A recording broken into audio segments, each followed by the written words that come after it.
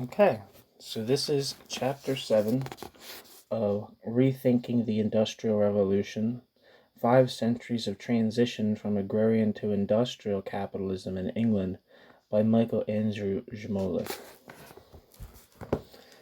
The title of the chapter is The Social Origins of the Factory.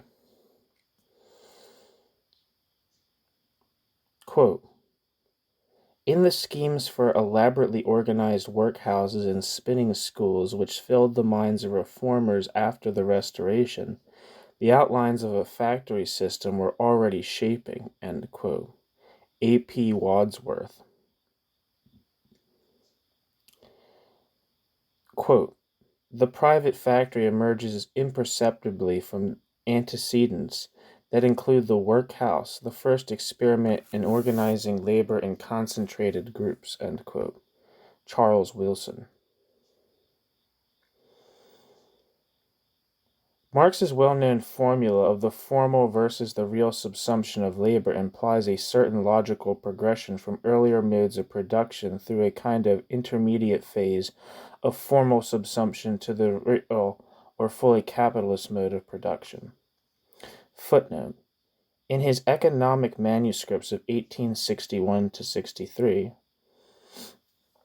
which is where I believe what the book's known as the theories of surplus value comes from, Marx defined the real and absolute subsumption of labor to capital as follows, quote, I call the form which rests on absolute surplus value the formal subsumption of labor under capital. It is distinguished only formally from other modes of production, in which the actual producers provide a surplus produce, a surplus value, i.e., work more than the necessary labor time, but for others rather than for themselves. With the real subsumption of labor under capital, all the changes we have discussed take place in the technological process, the labor process, and at the same time there are changes in the relation of the worker to his own production and to capital. And finally, the development of the productive power of labor takes place in that the productive forces of social labor are developed. And only at that point does the application of natural forces on a large scale of science and of machinery to direct production become possible. End quote. End footnote. For shorthand, Marx referred to the intermediate phase as the period of manufacture, which lay between the periods of guild predominance and machinofacture. This formula surely informed the conceptions behind the theory of proto-industrialization. Yet the formula does not require that the causal forces that brought about the formal and real subsumption of labor in manufactures were restricted to manufactures alone, or that labor in agriculture did not follow a similar evolution. Indeed, broadly speaking, it was agricultural laborers who were the first to experience the real subsumption of their labor through the extinguishing of their customary land rights at enclosure, whilst laws upholding customary regulation in manufactures tended to shield craft workers from full exposure to the market, and real subsumption to capital for a longer period. We have already seen how by the 17th century the trend across the entire English economy was toward a reduction in the independent status of laborers or toward the formal subsumption of labor.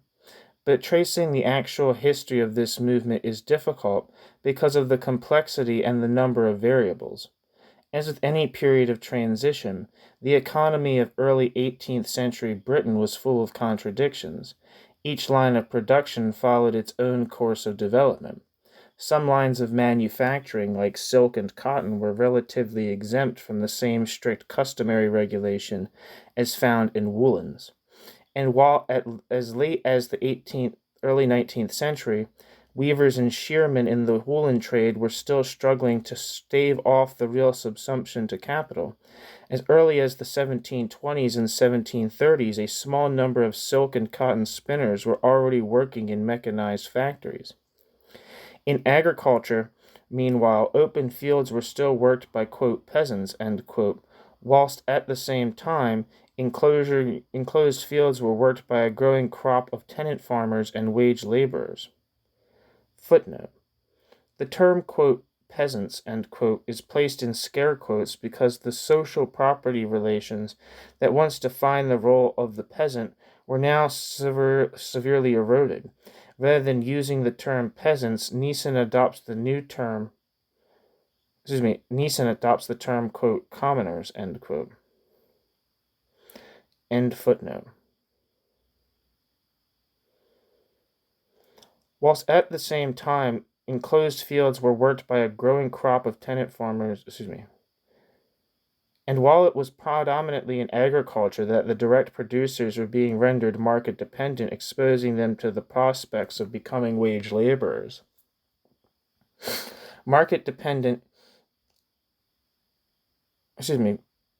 Exposing them to the prospect of becoming wage laborers, subject to the full subsumption to capital. Both parliamentary enclosures and the zenith of cottage manufacturing still lay ahead, paradoxically coinciding with the onset of the Industrial Revolution of the late 18th century. In Chapter 1, we trace the process by which the medieval guild hierarchy of master craftsman, journeyman, and apprentice steadily eroded under pressure from merchants seeking control over company functions and seeking in general to expand production. By interposing themselves between the producer and the market, merchants were able to steadily increase their control over company functions. In the Elizabethan companies, they compromised for a bargain allowing them control over trade functions, but under which they were obliged to adhere to the regulations protecting the status of the craftsman. In the Stuart era, they gained more or less full control over most companies, provoking strong reactions from the craftsmen, including attempts at separate incorporation. Excuse me one second.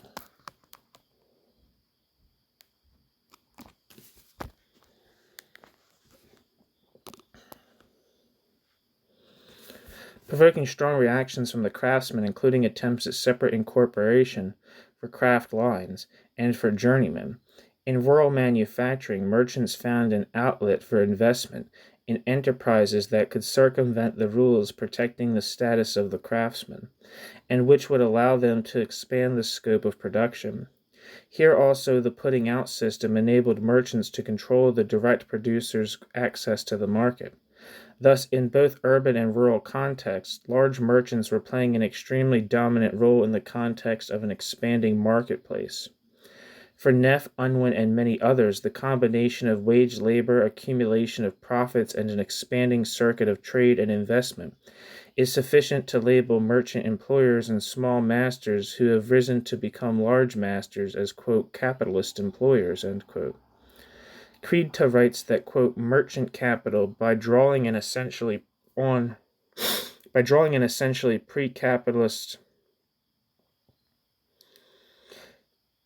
social formation, namely peasant society, into its sphere, promoted the process of accumulation and became the pacemaker of the general acceptance of the market principle, end quote. Yet, as we have seen, we do not have a clear theory from these authors that delineates what is specifically, quote, capitalist, end quote, about mercantile trade and wage labor. Moreover, Creedta's identification of the agrarian sector as, quote, an essentially pre-capitalist social formation, end quote,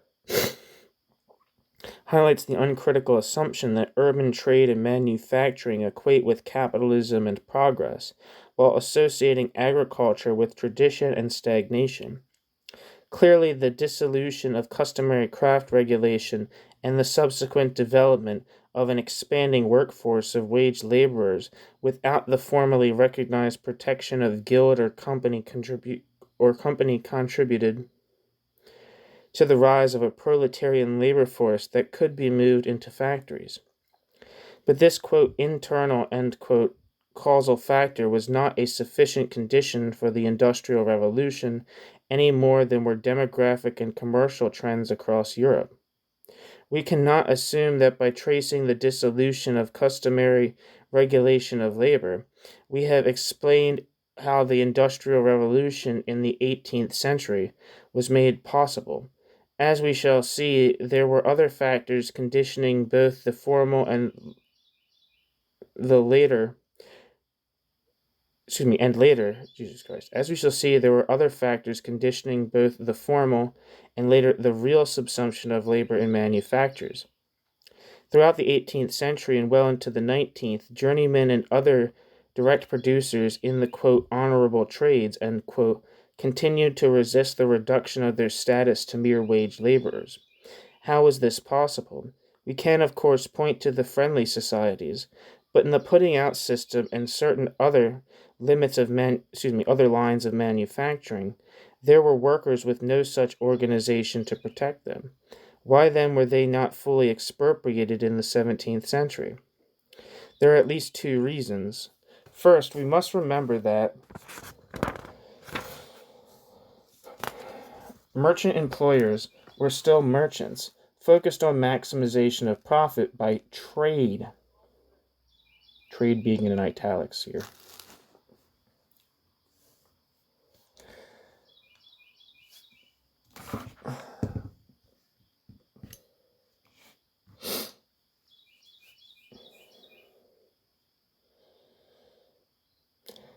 Where increased demand meant the need to increase production, the typical solution for the merchant was to increase the scale of production by employing more workers.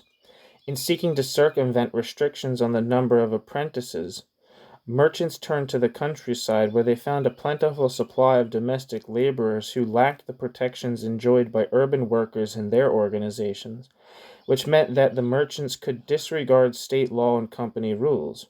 In particular, by ignoring apprenticeship rules, merchant employers could expand their absolute surplus by employing more laborers at the loom or the wheel, whereas we find few examples of employers making a conscious effort to effect increases in productivity prior to the latter half of the 18th century. It is useful to characterize this situation as one of formal but not real subsumption. Secondly, to the extent that the merchant employer was a capitalist, he was a merchant capitalist, employing merchant capital. The materials he may have put out and the looms and wheels he may have let out to the producers were part of his capital as stock. But the labor of the semi-dependent workers was technically not a part of his capital, not yet a, quote, fictitious, end quote, commodity in Polanyi's terms. In order to achieve increases in productivity, employers would need to be in a position to dictate the terms of employment by seizing control over the labor process. In agriculture, the tenant farmer employing a hired hand was technically in such a position,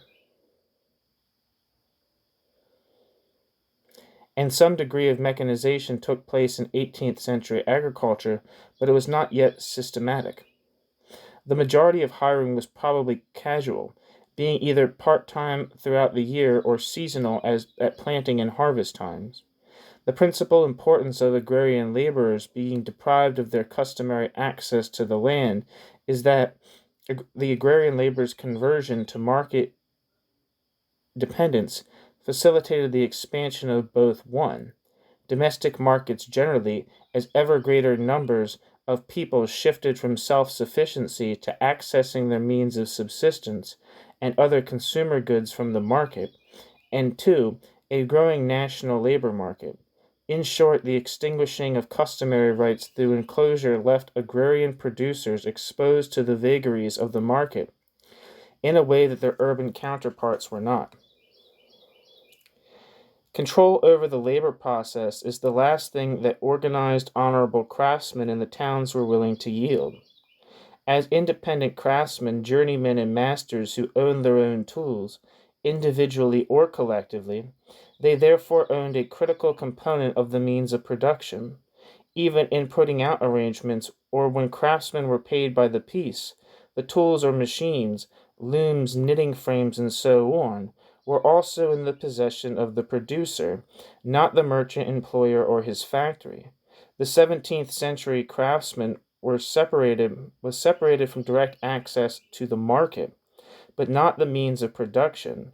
According to Unwin, manufacturing in this period was characterized by various, quote, intermediate forms of industrial organization, which have been grouped together under the term, quote, domestic system, end quote. The decay of those forms and their ultimate displacement by the factory system was due to the growth of industrial capital, as long as the small master owned most of the industrial capital required for the exercise of his calling. He was not a mere wage earner, however much he might be dependent on the capital of the trader. With the appearance of the industrial capitalist who organized manufacture on a large scale, and supplied not only the circulating but sometimes also the fixed capital, the small master was reduced either to the position of a journeyman or to that of a wage-earning master scarcely distinguishable from a journeyman, end quote. Unwin apparently sees a, quote, proto-capitalist, end quote, in the small master. But how many small masters or their successors ever went on to succeed as industrial capitalists? In the midst of a growing domestic market, probably most small masters derived considerable benefit from the expanding labor market.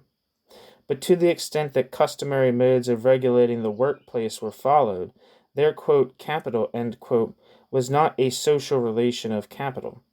We understand the, quote, growth of industrial capital, end quote, in this passage to mean merchant capital or stock, but not necessarily capital as a social relation as understood by Marx.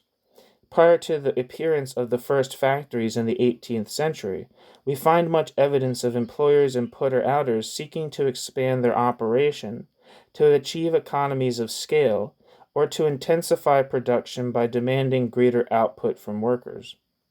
But little evidence of the conscious arrangement of the labor process by a capitalist employer, whose, quote, capital, end quote, is not merely investment in buildings, machinery, and other forms of wealth, but who, in effect, quote, owns, end quote, the very process of production as a wealth-generating form of private and exclusive property. This includes the ownership of the worker's labor power as a form of capital. In the absence of the critical elements of ownership of the means of production and control over the labor process by the capitalist employer, pre-industrial manufacturing in general lacked fully capitalist principles of operation. Footnote. Creed notes that even under conditions of, quote, proto-industrialization, end quote, workers have, quote, considerable control over the workforce, end quote.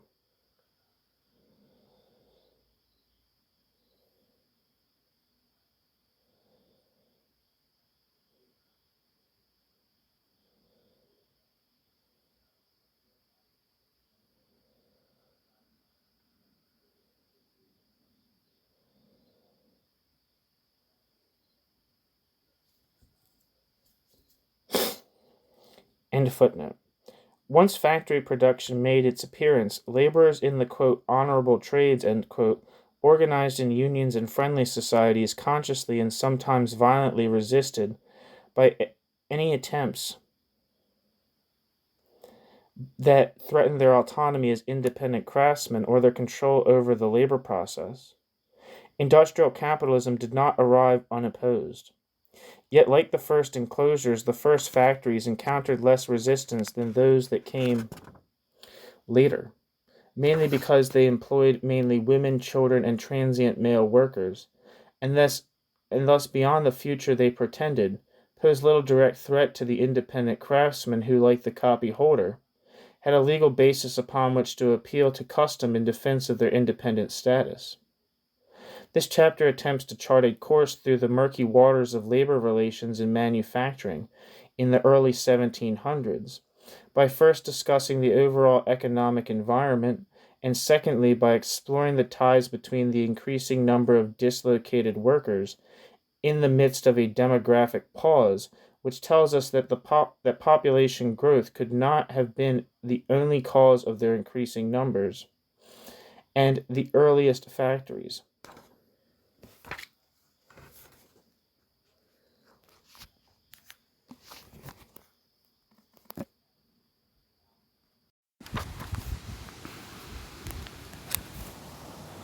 quote, plenty of time, end quote.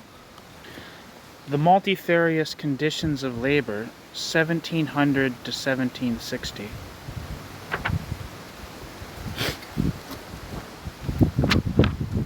Kind of blustery outside.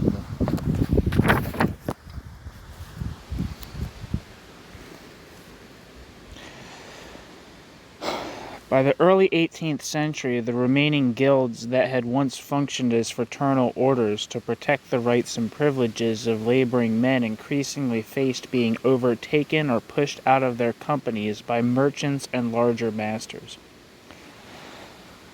As craftsmen and craftswomen, prior to the 1760s, the term journeyman often encompassed both sexes. They still required some type of association through which to assert their collective power, and these associations often attempted to assert the same rights once enjoyed by the guilds. In many crafts, the journeymen broke away from the bigger masters and founded their own, quote, friendly societies, end quote, in part as a means of using collective solidarity to try and enforce and preserve the regulations under, quote, Queen Betty's law, end quote. Typically operating without a charter. There's a footnote. Berg provides examples of the small ware weavers in Manchester in the 1740s and, quote, an informal union of female wool spinners called the Sisterhood, end quote, which in 1788, quote, stirred the men to riot over pauper labor and machinery, end quote. Starting with the Spitalfalls silk weavers in 1769, however, quote, women were increasingly excluded from the organization, if not from the trades, end quote. End footnote.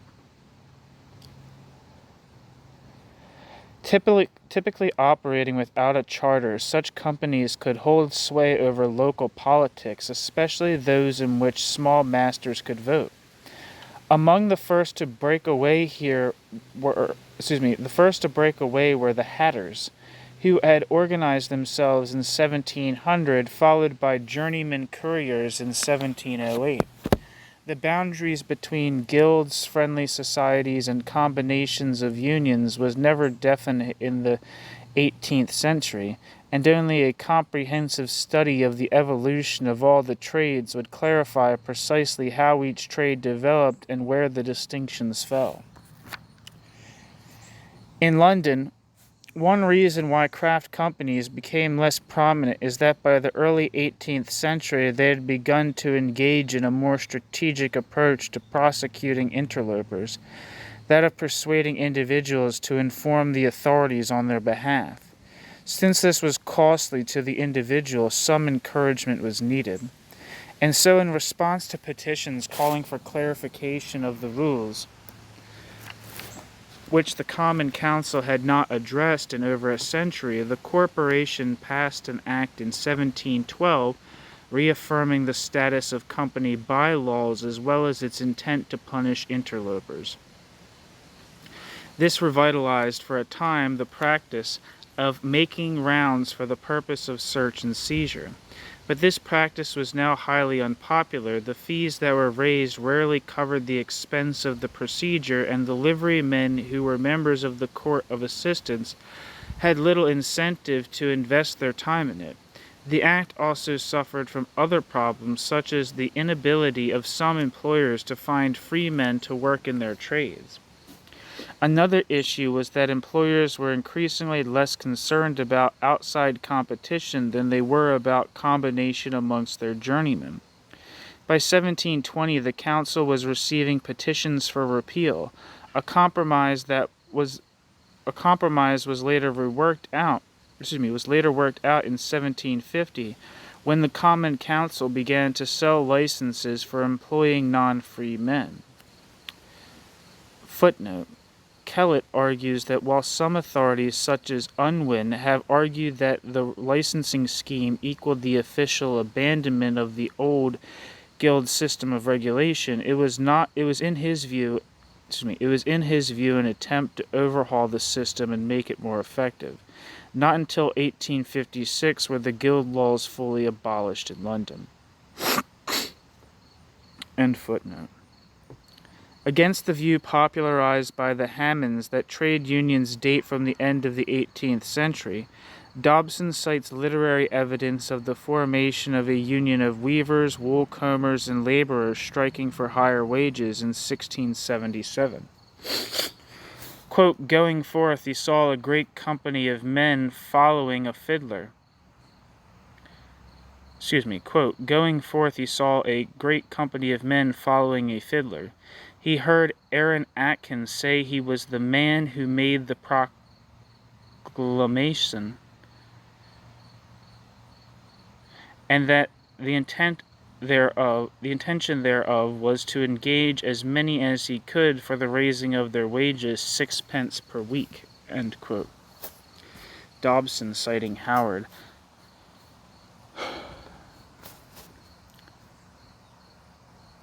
In 1717, troops were dispatched to Devon to break up a crowd of 900 weavers, quote, marching from town to town, cutting looms and breaking the master's jars of oil, end quote. Dobson. In London, tailors and curriers formed unions and tested, quote, the indictment for conspiracy as a legal weapon against strikes, end quote. Dobson. In 1721, more than 7,000 journeyman tailors are said to have entered into combination to raise wages and leave work an hour sooner.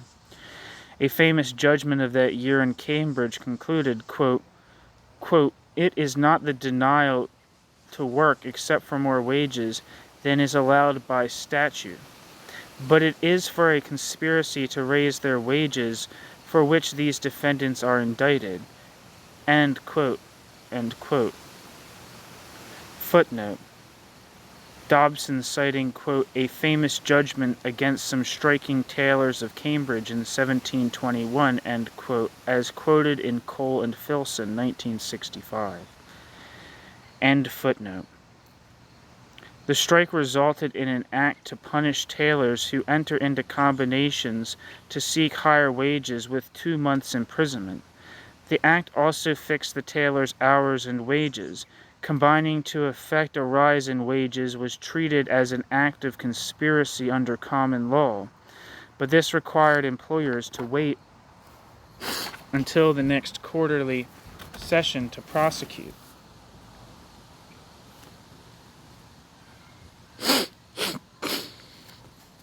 There's a chart here. It's not like a numbers chart, so I can read it. Legislation against combination and property damage, 1718 to 1726. 1718. Royal Proclamation against journeymen's clubs. 1719. Act to punish frame breaking. 1720. Act making combinations illegal among London crafts. 1721. Act to discipline journeyman tailors. 1726. Acts against unlawful clubs and societies.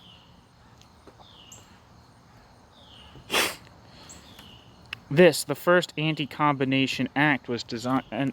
Okay, now I'm back to the text. This was the first Anti-Combination Act... the first Anti-Combination Act was designed to speed up the process by allowing summary judgment at trial before 2 justices of the peace. Dobson listed 23 industrial disputes occurring before 1730 and 383 overall between 1717 and 1800. Footnote.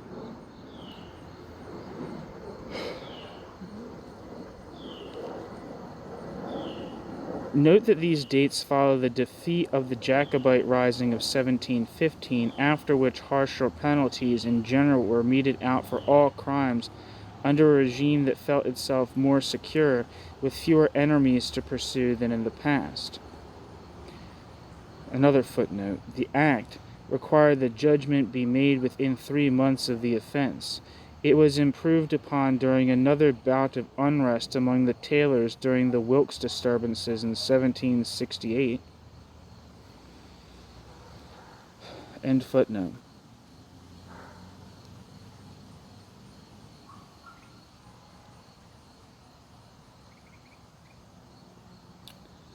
Dobson listed 23 industrial disputes occurring before 1730, and 383 overall between 1717 and 1800. In 1717 and again in 1725, the woolcombers led militant strikes, destroying looms and surges, and, quote, the mayor of Brandnich attempting to put down a riot, narrowly escaped being killed, end quote. Wilson. An act punishing the formation of combinations among woolcombers with 3 months' imprisonment was passed in 1726. Passed within 3 years of the Black Act, it also made loom breaking a capital offense. Balancing this out, the act also barred employers from paying workers in truck. Footnote. This act was renewed in 1756, with new language empowering the justices of the peace to fix wages for weavers.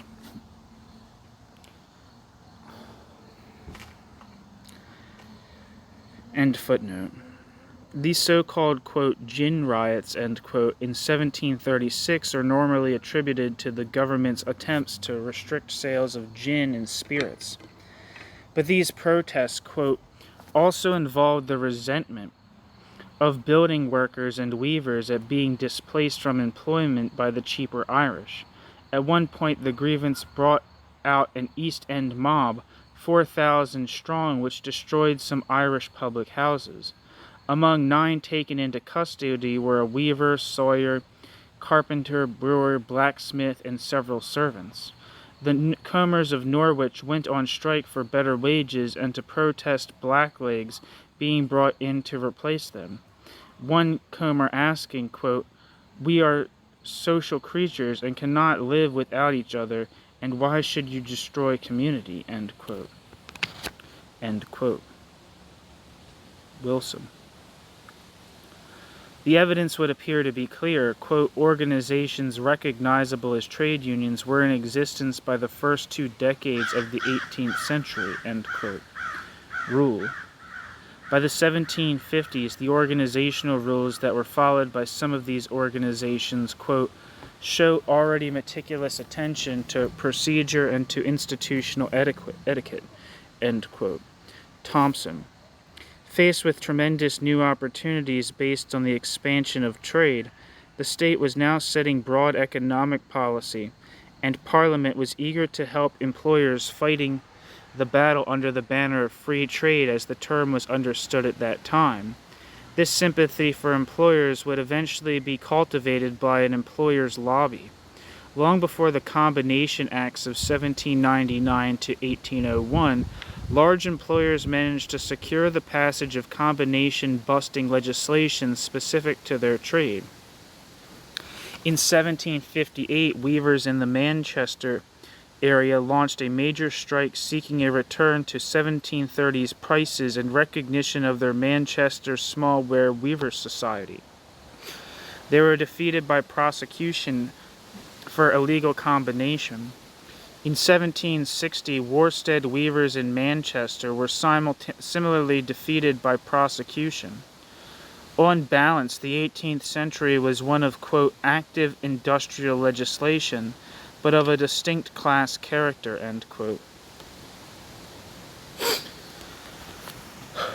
We note the elitist attitude of the merchants and larger employers in this period. Quote, in 1716, the master masons decided that the, quote, whifflers, end quote, or stewards at the Lord Mayor's procession should not dine with them, but have 3 shillings and 6pence to eat elsewhere. In 1724, a surgeon was called to attend to a master coachmaker following a, quote, riot, end quote, at the annual celebration, and several journeymen were prosecuted, end quote. The government had many reasons, however, not to favor a free and unregulated labor market. For example, when duties were imposed on indenture ships after 1701, the state had at that time a financial incentive to preserve them. In 1725, the making of a broadcloth in the West Riding was restricted by an Act of Parliament to persons who had served their 7-year apprenticeships. The act was repealed in 1733, however. In 1751, a report by a committee of the Commons argued strongly against compulsory apprenticeship.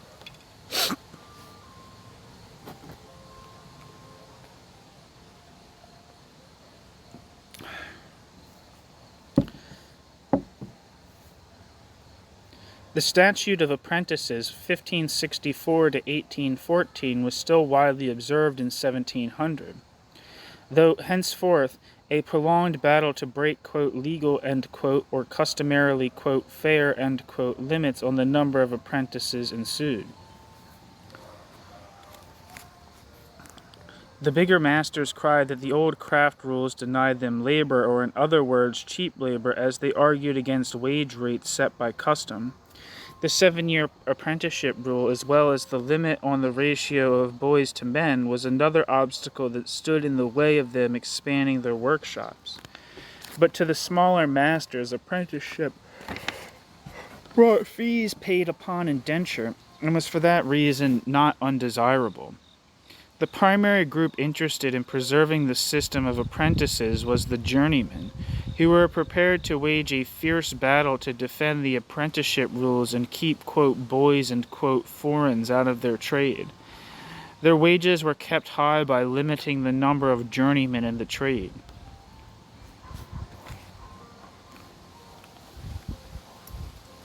Quote, the element of control over entry to the trade was crucial to the prospects of artisan unions. A frontier of skill had to be defended against dilution by the unskilled, including large numbers of women. Quote, unfair, end quote, workers, quote, knobsticks, end quote, as the calico printers called them, were not to be worked with.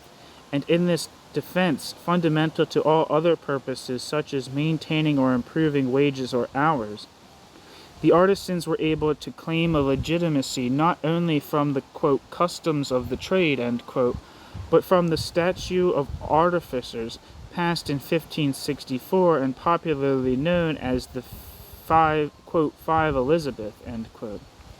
This statutory requirement for an apprenticeship to be served before trade could be taken up was not repealed until 1814 in the face of organized trade union opposition.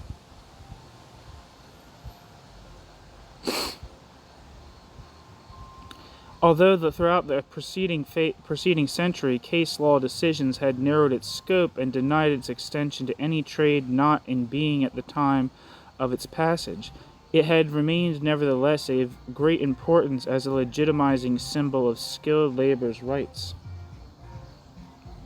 Or, quote, rights, end quote, rule.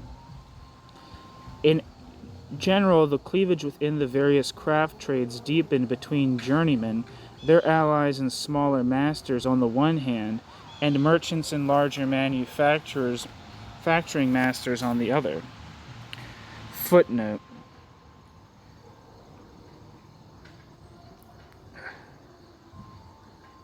Leeson.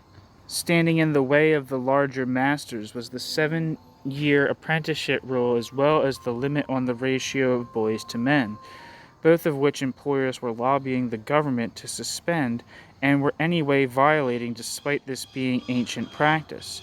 Employers also increasingly expected journeymen to train orphans and children recruited from the workhouses, accepting a premium from the parish funds in the process. Quote, finally, when the apprentice was trained, they would have pupil replace teacher at the loom or bench. This process was still able to provoke the skilled worker to fury in the 1890s, end quote.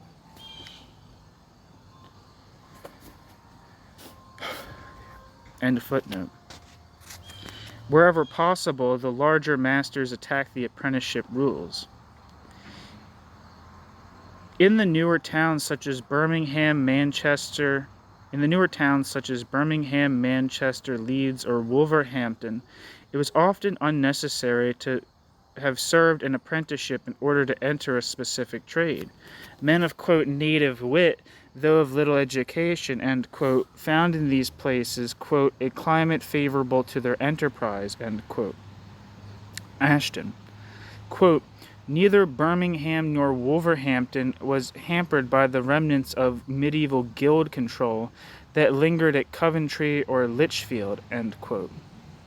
Wilson, Josiah Wedgwood, a figure we shall examine in greater depth in Chapter 8 as the leading industrialist in the potting trade of the later 18th century, was just 15 years old in 1745, the year in which he signed a formal indenture of apprenticeship, binding him to 5 years of service, in return for which his master would, quote, learn his apprentice the said art of throwing and handling, end quote, end quote. Riley, 1992. But Wedgwood's case may have been exceptional, since apprenticeships of this sort had declined since the late 17th century. Between 1710 and 1760, only 29 apprentices has registered in the potteries, among whom 9, including Josiah Wedgwood, became master potters. Quote, the difficult art of throwing on the wheel was the most highly rated of all the potter's skills, and only those who were expected to become master craftsmen served such an apprenticeship. End quote. Riley.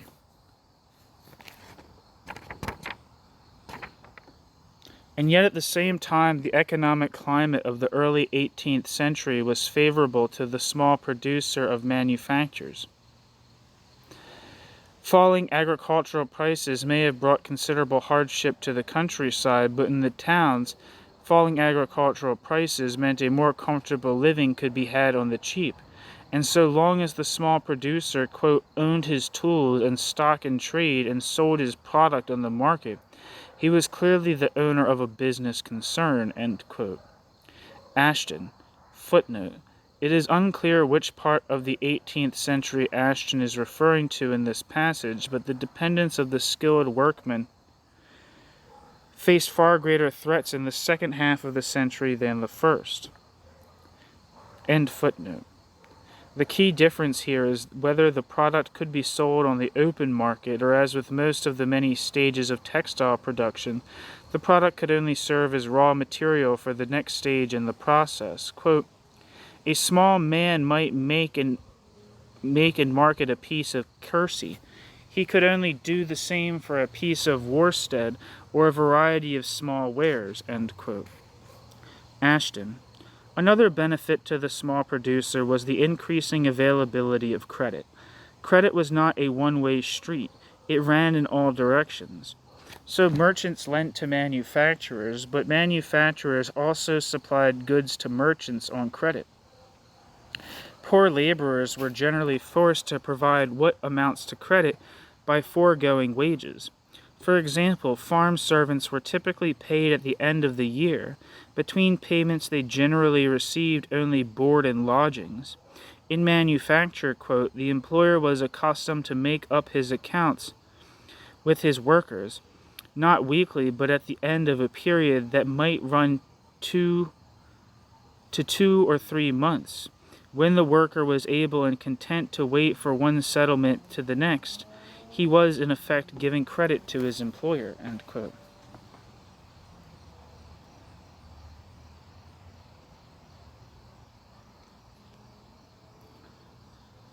Ashton.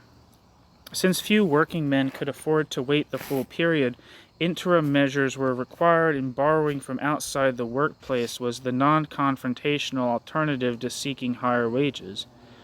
In times of crisis, friendly societies could offer a kind of insurance against sickness, periods of unemployment, or what was more common, underemployment. Wilson. In textiles and mining as well, full-time employment was rare. And of course, few wage laborers on the farm worked the whole year round. Workers could be called away from their farm when there was work to be done improving a local road. In agricultural regions, employment probably reached its highest point from July to October, when looms fell idle as the chores associated with bringing in the harvest, quote, making hay, reaping corn, pickling hops and fruit, end quote, took precedent. There is, of course, no neat way of distinguishing between wage laborers on the farm and those in manufactures. Quote, in Cornwall, men divided their time between mining and fishing for pilchards. In Yorkshire, the fulling mills often worked only between October and Whitsuntide, when water was plentiful. End quote. Ashton. Footnote. In addition to the seasonal ebb and flow of agrarian activities, other, quote, use-value obstacles, end quote, could result in idle hands. Heavy storms could make roads impassable, temporarily cutting off access to markets with the same effect as a sharp fall in demand for a particular product. A local epidemic could have a similar effect, and a drought could render harvesting activities pointless. To these problems we must add war, as well as occasional riots and other social disturbances. On the use of the term, quote, use-value obstacles, end quote, see the following two articles that initiated a debate in the Journal of Peasant Studies. Albritton, 1993, and Žmolek, 2000.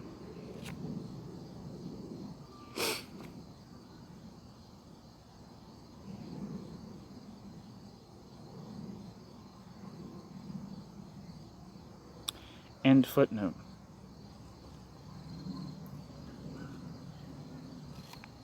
Yet being underemployed was still far from being a matter in which laborers had no choice. Ashton writes, quote, it would be wrong to imagine that what the ordinary man saw above all was a continuity of work. Casual methods of hiring naturally engendered casual habits. It is true that the workers resented the imposition of unemployment, but leisure, at times of their own choice, stood high on their scale of preferences. If it is true that they observed fewer holy days than their fellows of Papist France, it would be idle to deny that a large part of their energies went into channels largely outside the economic system. In most parts of the country, there were annual fairs or wakes during which little or no work was done. End quote. Ashton. These many and seemingly random and endless sources of work stoppages might be expected to have caused great concern for employers, yet far more serious was the tendency for workers to extend their weekend by taking a holiday on, quote, St. Monday, end quote. The pace of work in manufactures generally was irregular, and that applied to the working week as much as the working year. Quote, the work pattern was one of alternate bouts of intense labor and idleness, wherever men were in control of their own working lives. On Monday or Tuesday, according to tradition, the hand loom went to the slow chant of plenty of time, plenty of time. On Thursday and Friday, a day late, it's spelled A-D-A space, D-A-Y space, T''LAT, and it's repeated. Thompson. St. Monday was a source of great lament for moralists and masters, though not all found fault with the cycle of labor as it was in this form. Footnote. Smith, 1957, Volume 1, is cited in Ashton, 1964, page 205, was among those who felt that, quote, great labor is in most men naturally followed by a great desire for relaxation, end quote. End footnote. We must bear in mind that work was still largely unsupervised. In the textile trades, it was carried out in the home, and the merchant employer engaged in putting out raw materials would have been in the first instance concerned that the worker that the work be done by the arranged time for pickup. Small masters were often sanguine about the practice and used Monday for personal business or such tasks as banking.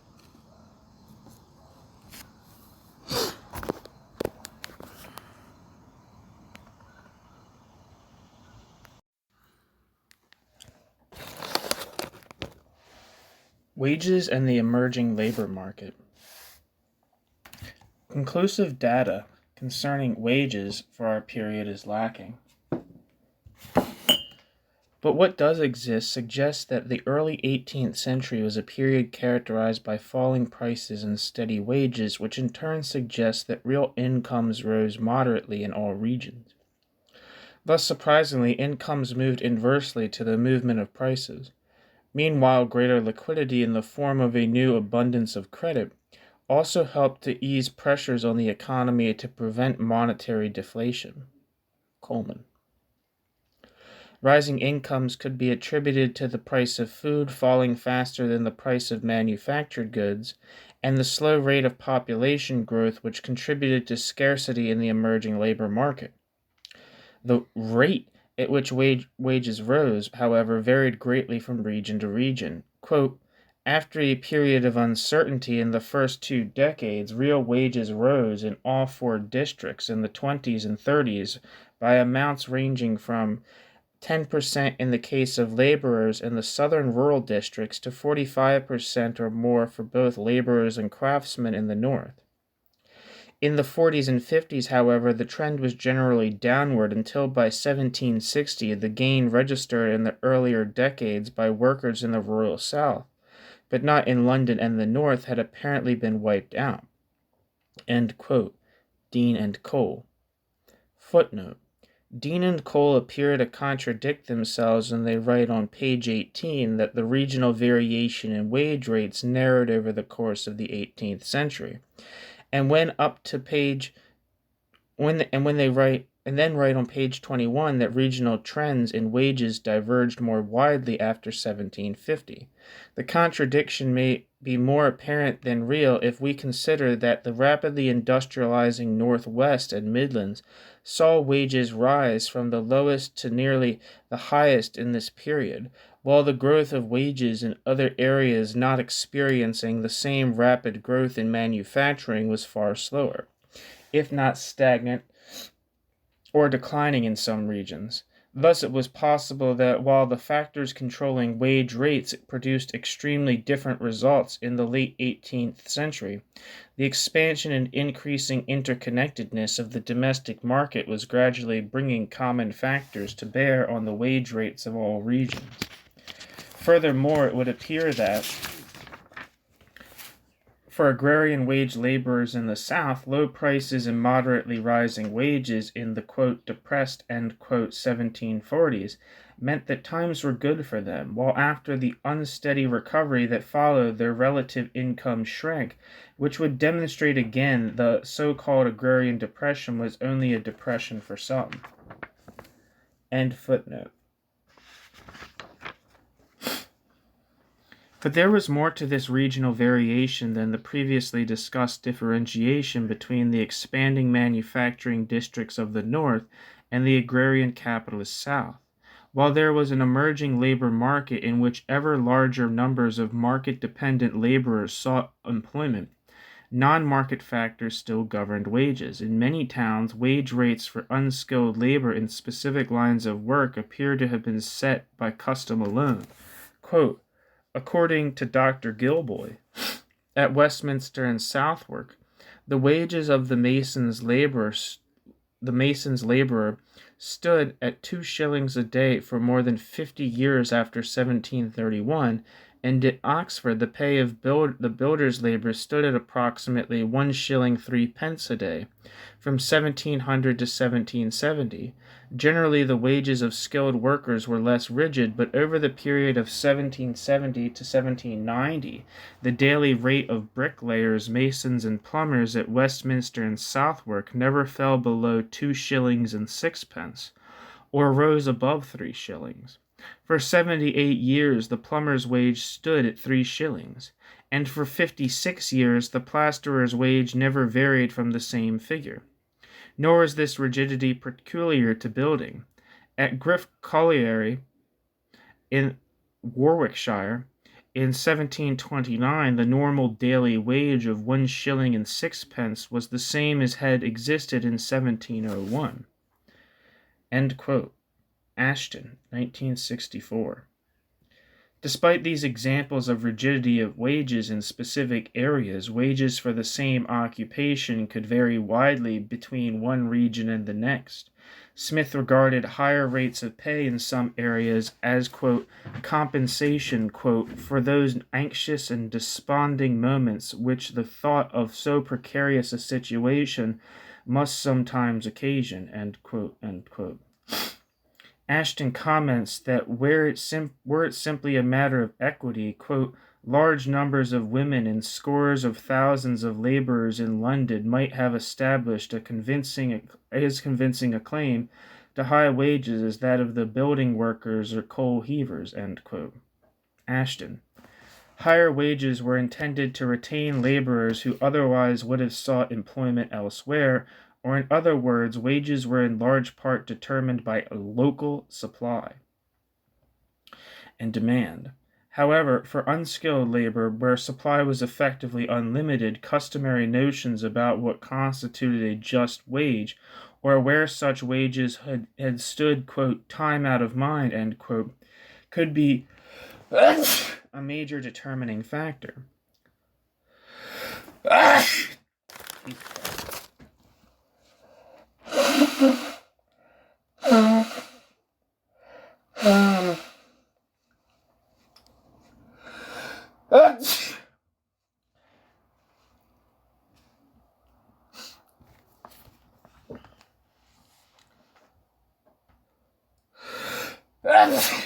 Jesus. Broad changes across trades and skill sets operated on a longer time scale. Lancashire began the century relatively underpopulated. The labor supply was low and demand high. As investment in manufactures gathered momentum, wages in Lancashire grew more than in many other regions, starting below average and rivaling the high wages of London by the end of the century. Some apprentices and journeymen were paid out of the wages of those who directed them. Collective payment was common. Working in pairs, sawyers received a joint daily wage. Payment could come in in the form of cash or a portion of the product. Some worked in their homes, others, such as coal miners, were provided with a cottage for little or no rent. The unit of time for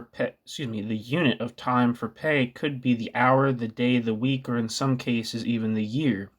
Weavers, stockingers, and spinners, among others, were paid by the amount of product they produced, even though piecework was not officially allowed before 1755.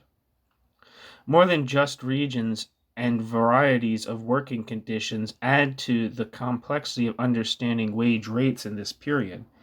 Quote, differences of race, age, and sex operated through demand or supply to produce marked differences in rates of wages, end quote.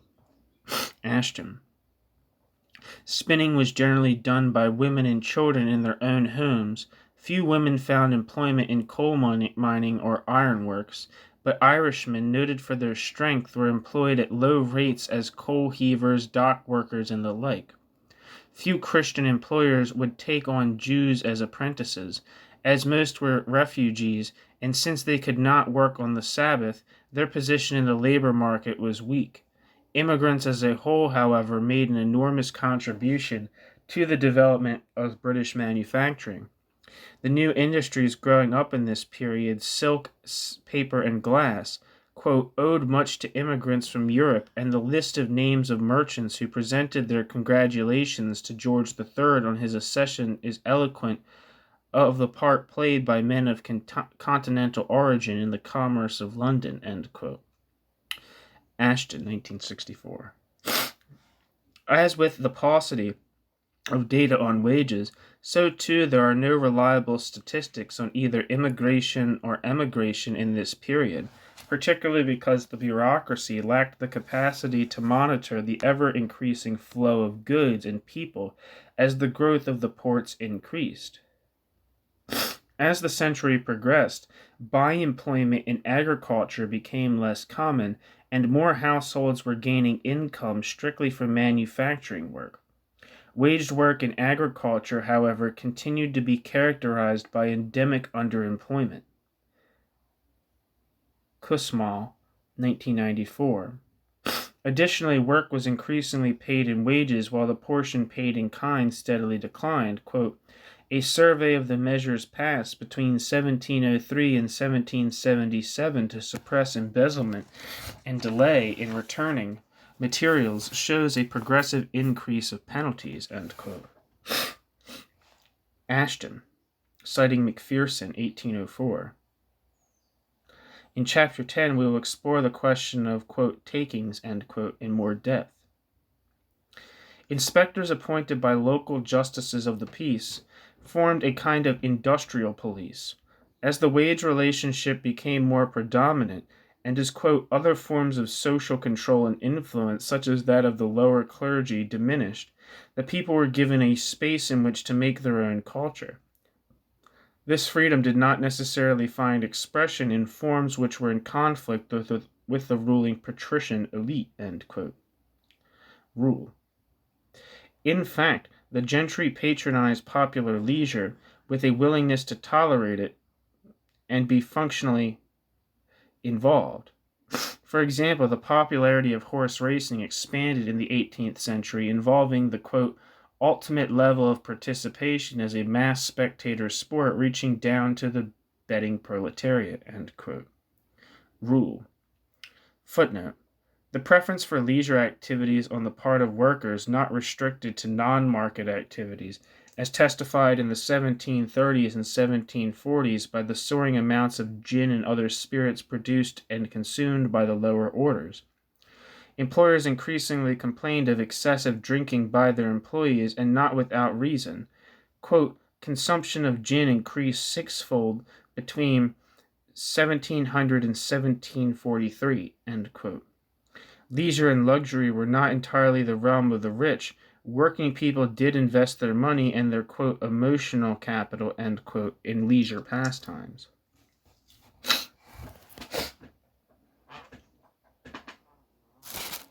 Where am I?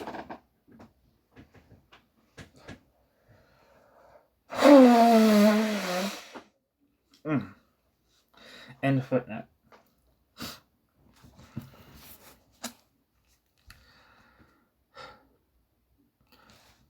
The gradual spread of the practice of paying monetary wages was a key aspect to the process by which labor was being disembedded from customary forms of regulation. Cash payments to the poor in the form of poor relief further facilitated the growth of the money-wage economy. Money wages made credit easier to obtain and more directly linked workers to the emerging markets in consumer goods, exposing new wage earners to a compulsion they had not previously experienced so directly, the compulsion to consume. The falling price of the period facilitated the beginnings of a consumer market, as the pace of consumption in new and old household wares increased. Window panes, cast iron pots, brass door handles, and other metalwares, coal, silk, cotton cloths, molasses, sugar, tobacco, coffee, and tea. The increasing pace of consumption, quote, is at first too slow and too slight to show through the crude arithmetical apparatus we use to measure these things, but the churning vitality of industry was widely visible, end quote. Providing a typology of the multitude of various arrangements and forms of labor in this period would require a full study in its own right. Yeah? Good luck going to school today. Thank you, Mother. Love you. Okay. Love you, Mommy. Love you. Say it back.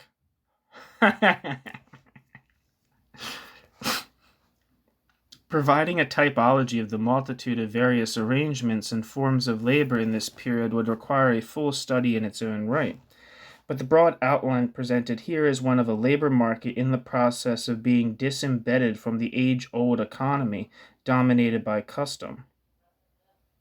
In the process, both the play of market forces and the force of normative rules based in mostly local custom act upon prices, wage rates, and the production process, giving rise to endless variations, contradictions, and for labor a situation aptly summarized by the phrase, quote, formal subsumption to capital, end quote.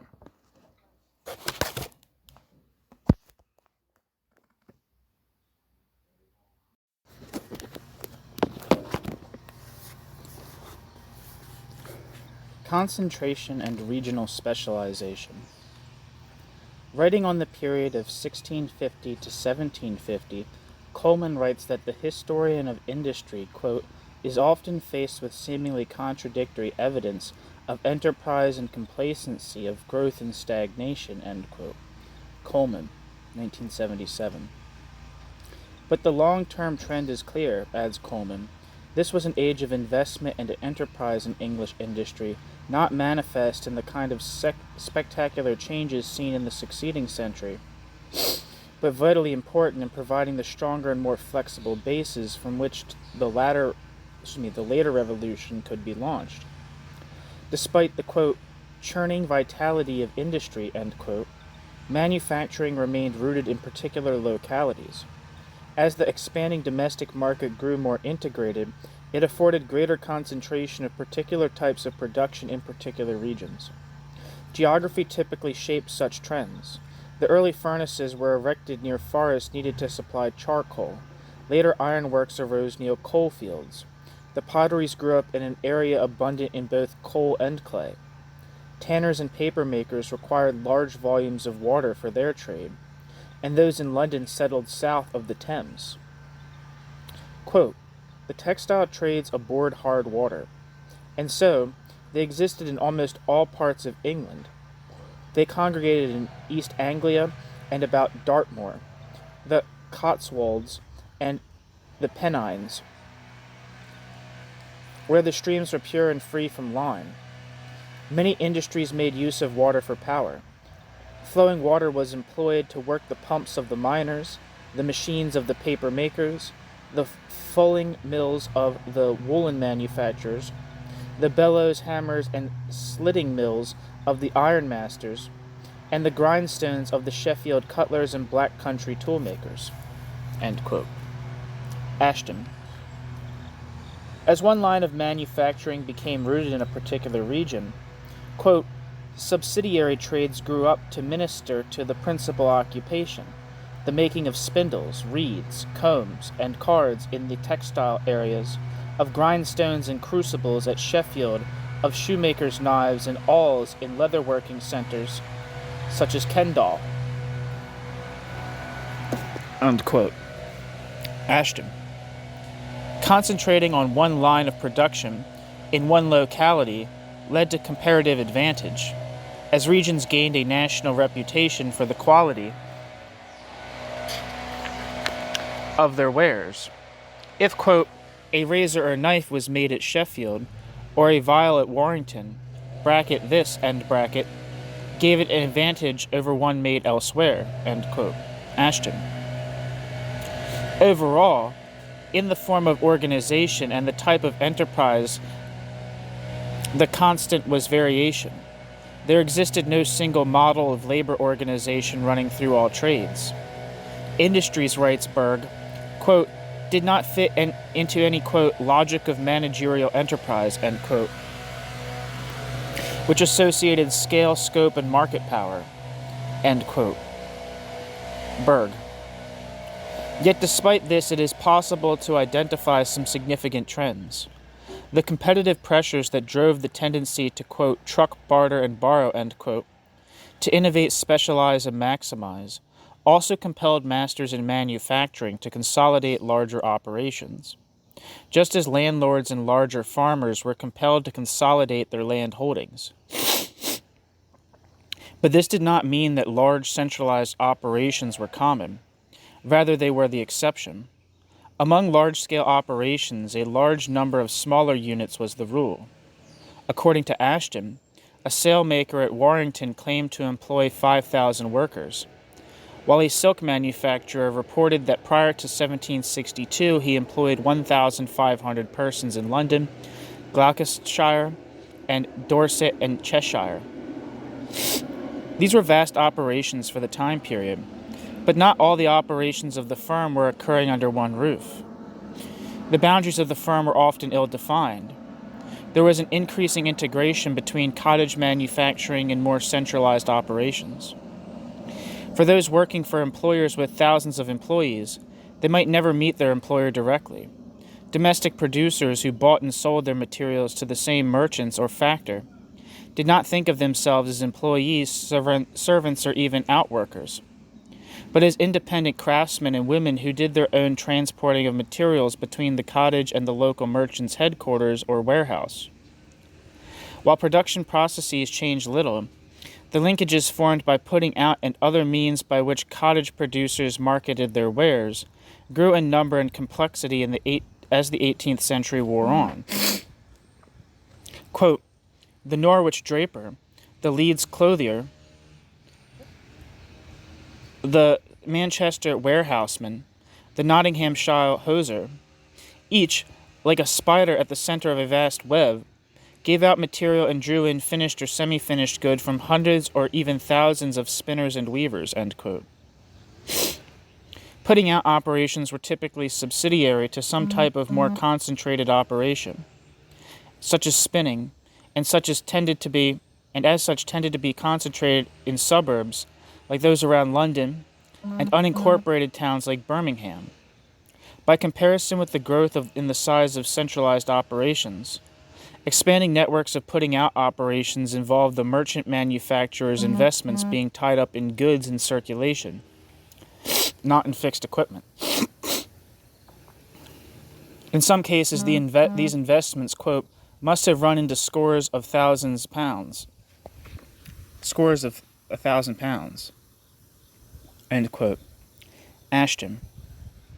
With the loosening of apprenticeship rules, domestic workshops were able to expand beyond what had long been the customary size. In the early 1720s, for example, Nottingham saw workshops employing 40 or more parish apprentices under the same roof, whilst their masters were simultaneously engaged in putting out materials. Wilson noted that despite the sense of independence enjoyed by the domestic producer, and the greater incentives and field for enterprise for the northern worker, quote, everywhere the, quote, domestic, end quote, organization of employment pressed hard on the worker, afforded the worker an uncertain employment in squalid surroundings that tended to destroy health and decency. We need waste no tears on its later disappearance, end quote. Wilson, 1984. Ashton comments that, quote, the notion that the coming of factories meant a, quote, depersonalization, end quote, of relations in industry is reverse of the truth, end quote. The conditions could be abysmal. The requirements to leave a window open in winter increased the threat of frostbite. Few workers lived past the age of 50, nor were industrial dangers restricted to workers alone. Quote, dressing and tanning leather polluted water supplies and was therefore kept outside cities. In London, on the banks of the River Wandle south of the Thames, the kilns of brick and tile works produced smoke and fumes, end quote. Laws restricting the pollution of water, land, and air were limited, and, quote, there was no systematic scrutiny or drive for improvement, end quote. Black. Yet once the factory system arrived, the rates of pollution were only set to further intensify, and factory labor conditions a century later were in some cases worse. So it is fair then to blame the domestic system itself for So is it fair then to blame the domestic system itself for the immiseration of which it is often associated? Or shall we instead look to the larger economic forces that had dispossessed the peasantry of the means of production? that were centralizing large-scale property into fewer and fewer hands, or that maintained the position of domestic worker at a bare subsistence level. Worse than being employed in the home was having no employment at all. As we shall see, the remedy reformers devised for dealing with poverty could be worse than the disease.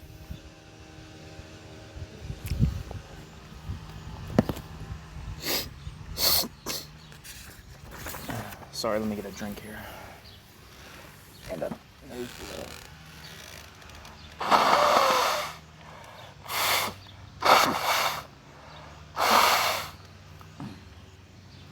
Fuck. Okay.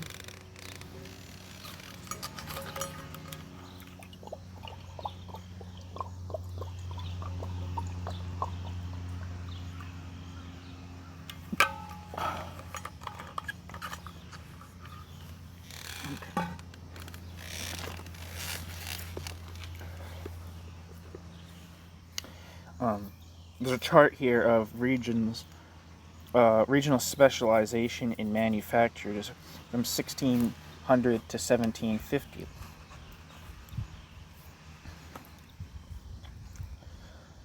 From the 1500s on, Staffordshire specialized in pottery. From 1540 to 1813, the Weald, Sussex and Kent specialized in iron smelting.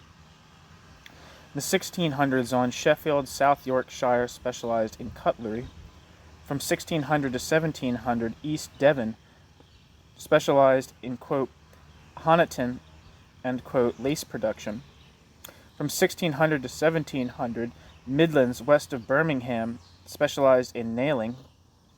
From 1650 on, Nottinghamshire, Derbyshire, and Leicestershire specialized in framework knitting and hosiery. From 1650 to 1712, Buckinghamshire, Kent, specialized in papermaking. From 1680 to 1720, Buckinghamshire and Northamptonshire specialized in lace.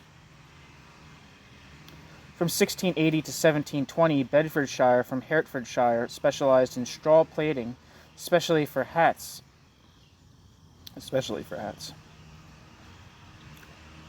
From 1686 on, Cheshire, Derbyshire, Dorset, Warwickshire, and London Spitalfields specialized in silk weaving.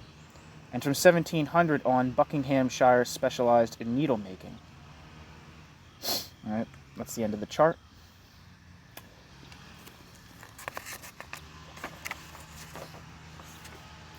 More centralized operations still tended to be state-run operations or else privately owned operations serving as major suppliers to the state.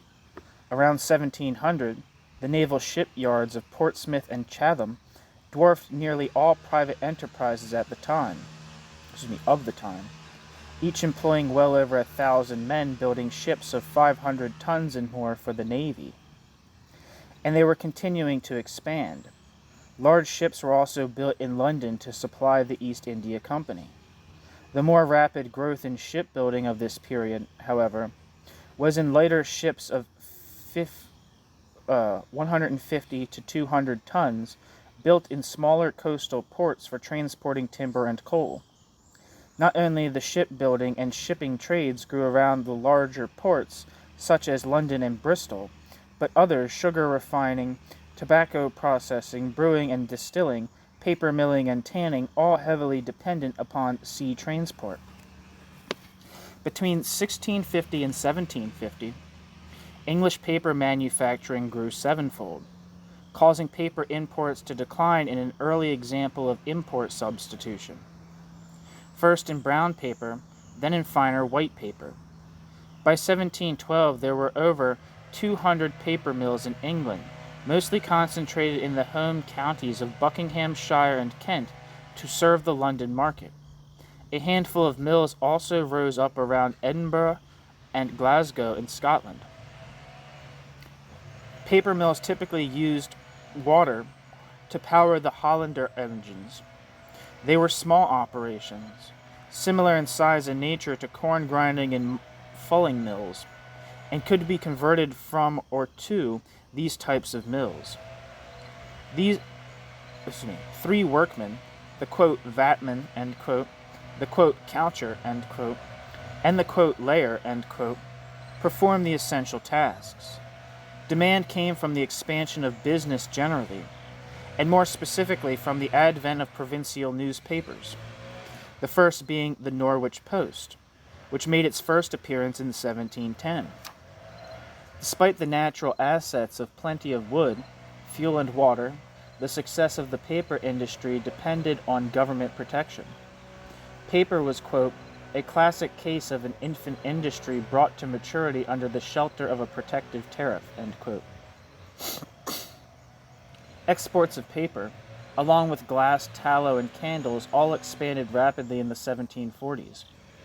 Driven by the decline of prices down to 1745, after which prices began to rebound and these exports slowed.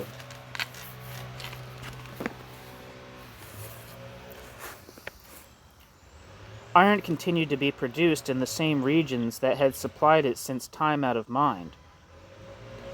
Quote, the Weald, Forest of Dean, the Birmingham Plateau, North Staffordshire, Nottingham, and South Yorkshire, end quote. Footnote. A monopoly over the making of, quote, all types of writing and printing paper, end quote, was granted to the Governor and Company of White Paper Makers in England in 1686 and extended in 1690. Coleman notes that paper makers were expressing their anti-French sentiments at this time. The company was surely a leading voice in the cry for protection, but it was not alone.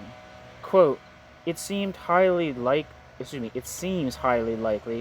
that before the expiry of the patent in 1704, effective competition had developed, end quote. End footnote. Exports of paper along with glass, tallow, and candles all expanded rapidly in the 1740s. Driven by the decline of prices down to 1745, after which prices began to rebound and these exports slowed. Iron continued to be produced in the same regions that had supplied it since time out of mind.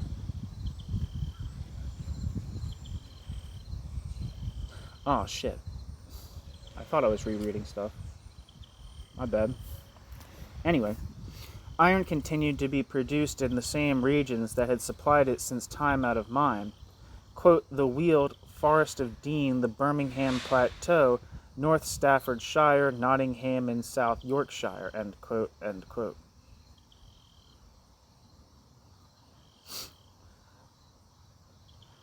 What these regions offered was not only an abundance of ore, but of timber to fire the forge as well. In the Midlands and around Birmingham, where metal wares in copper, tin, brass, and lead were all being produced for export, demand for iron and coal grew. With a seemingly limitless expansion of demand for coal and a chronic shortage of iron, especially quality iron, there existed strong incentives to find innovations in production or transport that could lower cost or speed up delivery times. While the growth of both mining and transport spurred innovation, coal obviously had a greater impact on efforts to improve transportation systems, as it was produced in the millions rather than tens of thousands of tons.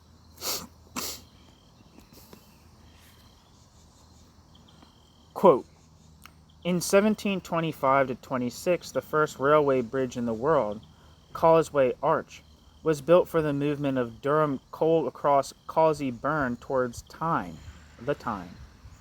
It had the largest span of any bridge built in Britain since Roman times, and the architect had to work from Roman models. The system of wagonways developed greatly during the period as techniques improved. The wagons ran on wooden wheels which were later flanged. By the 1730s, iron bindings were being tried, and by the 1780s, cast iron wheels were in general use. After the formation of the Grand Alliance of leading coal mining families in northeast England in 1726, a process of sharing and rationalizing existing wagonways and of improving the system led to an increase in the length of wagonways and thus in their efficiency. New links included the New Western Way, opened in 1739, and the extension of the weir system to Pelton Fell by 1746. Wagonways developed to link other coal fields to riverside wharves and to ironworks. For example, from East Shropshire Field to wharves on the Severn. End quote. Black. With the coming of improved systems of transport, coal could serve as the basis for the creation of buoyant mixed industrial regions with large pools of labor and demand and specialist services. For rapid growth, the essentials were capital, transport, markets, and coal. While the number of blast furnaces in England and Wales fell from 86 to 49 between the 1650s and the 1740s, iron output grew from over 23,000 to nearly 33,000 tons, thanks to bigger and better furnaces and a dramatic decline in the use of low-grade ores. Rolling mills were applied to the making of tin plate in the first half of the 18th century, and England enjoyed a competitive advantage. Despite the growth in output, supply could not keep up with the demand of an expanding trade in wrought iron, and nearly as much iron was imported as was produced domestically, most of it from Sweden. High-grade iron from Sweden was brought in because what was produced at home was still more expensive due to high labor and transport costs.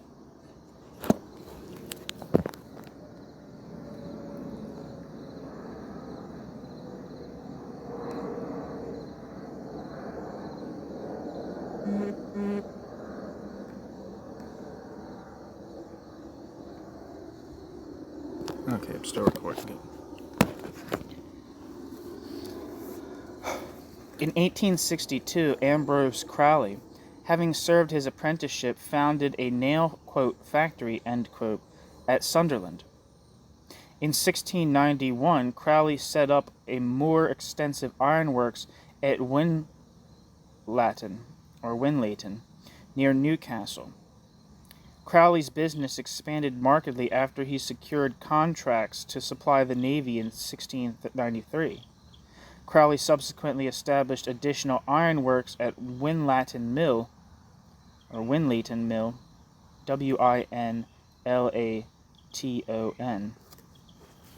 I guess it's Leighton. I don't know. In the late 1690s, and Sawwell in 1707. Crowley Warehouse was located in London, where he would serve as Alderman of London, Common Councillor, and apparently, briefly, Director General of the South Sea Corporation. Crowley was an early pioneer in industrial management and drafted an extensive law book as an attempt to set out a rigid code of organizational discipline. The logbook established committees to govern the operation of the works, including an oversight council with a, quote, inner committee, end quote, which operated much like the Prime Minister's cabinet. There were actually courts to enforce the laws and resolve the disputes. An idiosyncratic but innovative element was the setting out of a 10-week cycle of time reckoning, a century before the French Revolution brought about the metric system. Great emphasis was placed on encouraging informers, but the law book did not just dispense negative discipline. Quote, more than one official was instructed, quote, to give the workmen a ready and cheerful dispatch, end quote, end quote.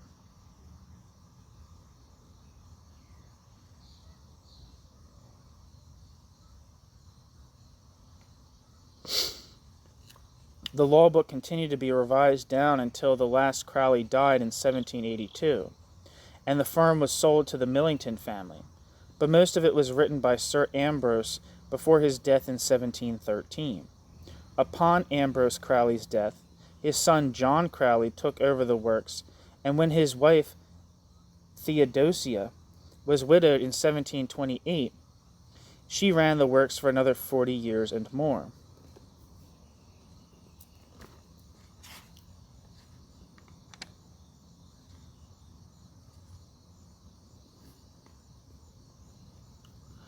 By the 1720s, the industrial landscape around Newcastle amazed observers. Quote, Defoe was impressed by a story of a wondrous underground explosion in which almost 60 people died. On the road to Newcastle, Defoe had, quote, a view of the inexhausted store of coals, from whence not London only, but all the south part of England is continually supplied. We, bracket, in London, end bracket, are apt to wonder whence they come, and that they do not bring the whole country away, end quote. Crowley Iron Works was, quote, a massive manufacturing complex with forge, mills, furnaces, warehouses, and workshops, end quote, rivaled in size only by the naval shipyards, according to the historian of the firm. Large as it was, the workmen in Crowley's operations still worked in separate shops led by small masters, each workshop producing a different item, quote, nails, locks, chisels, and all sorts of ironmongery, end quote, end quote.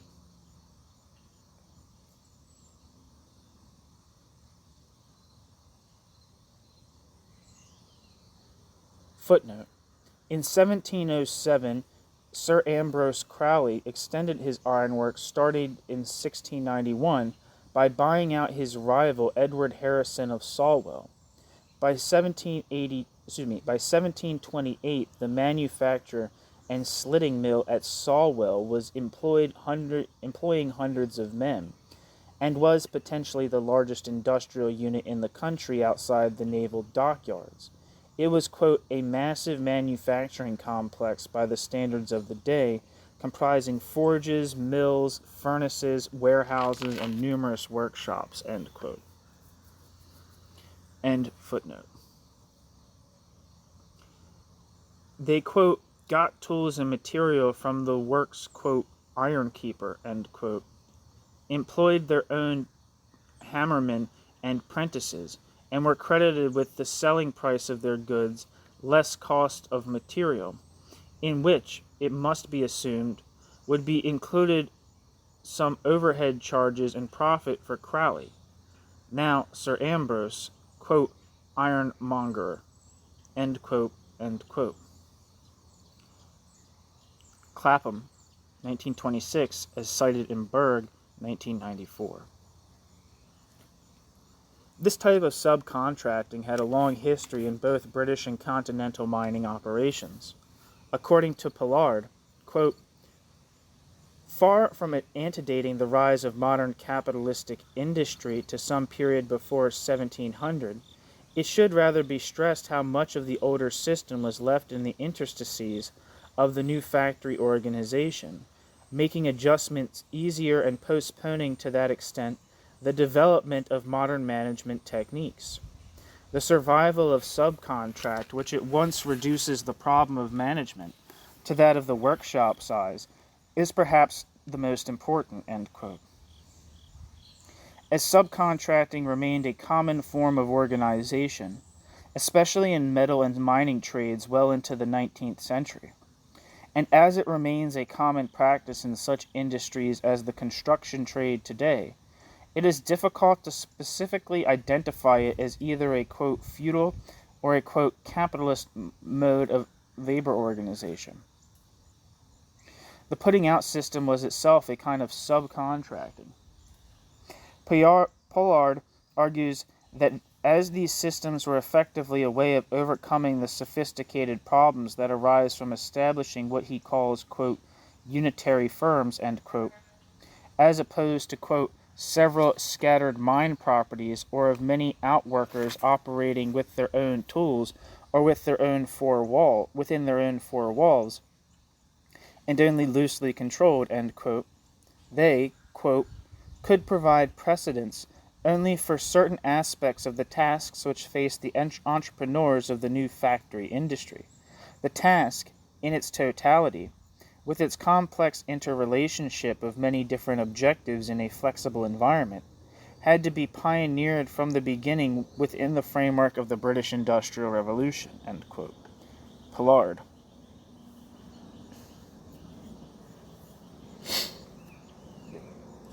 A little swiggy pill of coffee.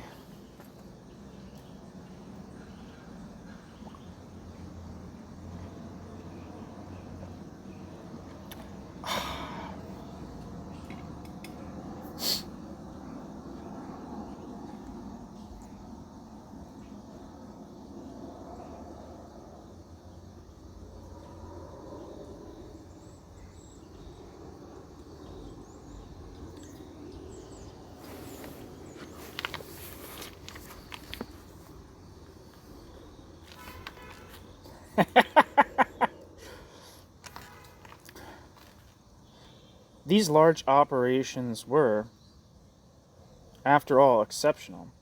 Crowley's works depended upon securing large contracts from the Navy. He thus enjoyed a quasi-monopoly. The challenge was to achieve a successful subsumption of labor in the absence of an open or, quote, free, end quote, labor market and its self-regulating and disciplining functions. It was common practice in such large mining and metalworking operations, therefore, to seek extra economic means of disciplining labor, quote, either by legal compulsion or discipline, or by dominating the workers' whole lives inside their township and within the framework of long-term, quote, bindings, end quote, a method which goes back to some large Renaissance firms, particularly on the continent, end quote. Pollard. Other common forms of control included payment by piece or in truck.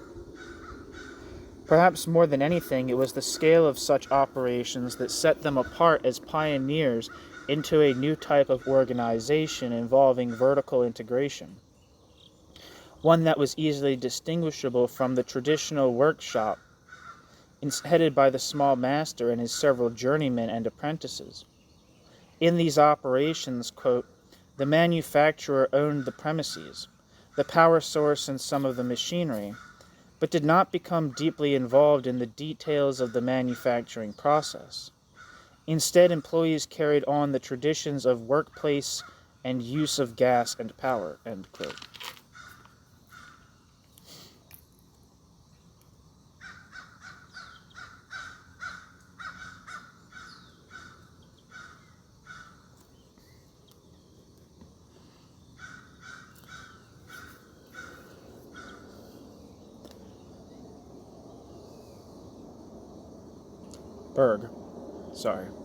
Spacing out. Arguing for the, quote, capitalistic, end quote, character of these operations, Neff points out that some of the top officials were converted to salaried employees. Yet the tools used remained traditional tools, and there was little application of new machinery beyond the application of water and steam to power hammers and forges. The power source, the train of mechanism, and the tool aspect of the mechanism were all larger, but the work still involved basic manual labor. Unlike the water frame, the mule, and the power loom, such machinery may have dwarfed the worker, but it did not make him a mere appendage to the machine. Moreover, it is undeniable that where subcontracting preserved the basic organizational model of the traditional workshop, where small masters and their journeymen carried on as they would have in small workshops, but benefited from a steady demand for their product, customary modes of labor organization within larger operations continued.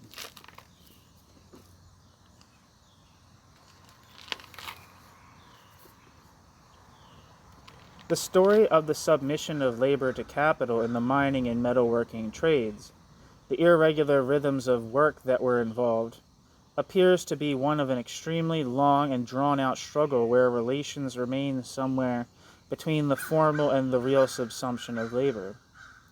The continuing role of custom can be seen in the demands made during strikes, the reactions of the owners, and in the application of extra economic force. When iron workers and miners in Shropshire demonstrated over a shortage of bread and flour in 1756, Abraham Darby II's wife Hannah urged her husband to distribute food and drink, quote, to keep them quiet, end quote, end quote. Solden. Nonetheless, a posse of farmers, farm laborers, and tradesmen, 1,500 strong, put down the demonstration, taking 10 prisoners and executing 2 of the leaders. One second.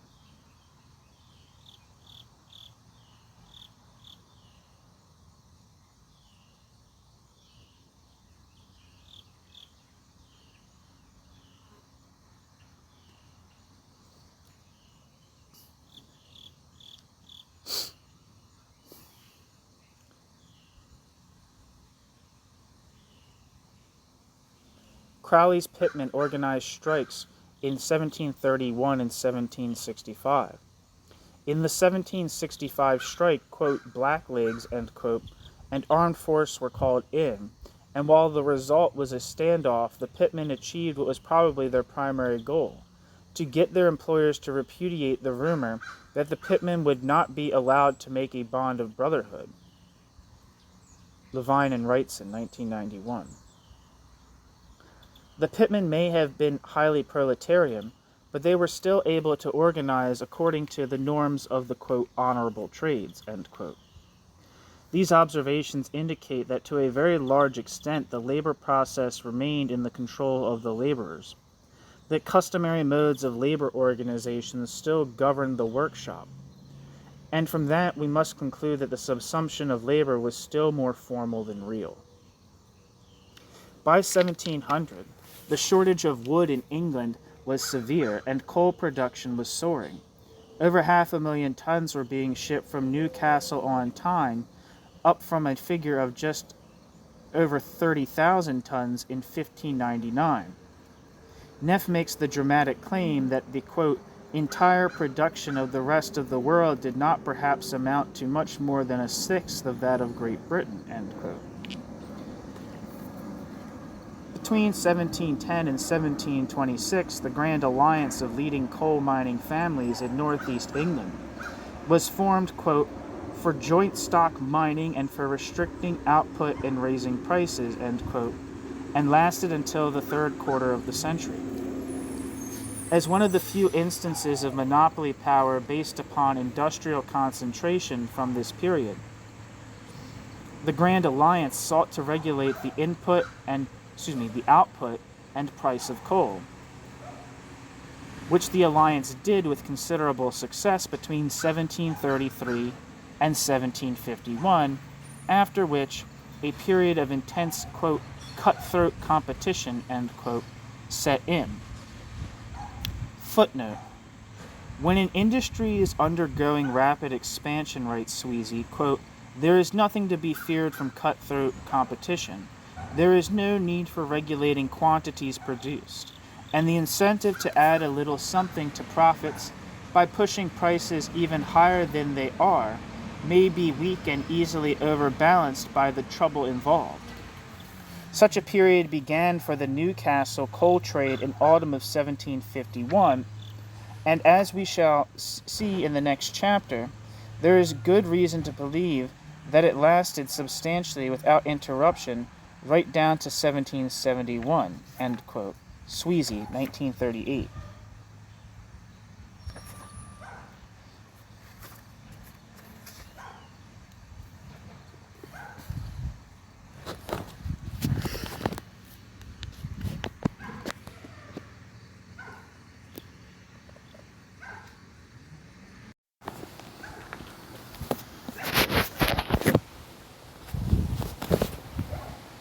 All right. It's a little blustery out while I'm reading this for this reading, but it's also very pleasant outside, so I can't make myself go inside. Forgive me.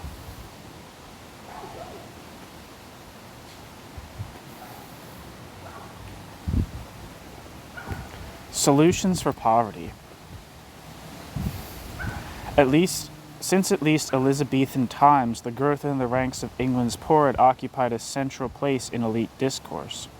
Although the Poor Laws may have served to stave off a greater crisis, the ranks of the poor continued to grow, as did the controversy surrounding the question of how they should be dealt with.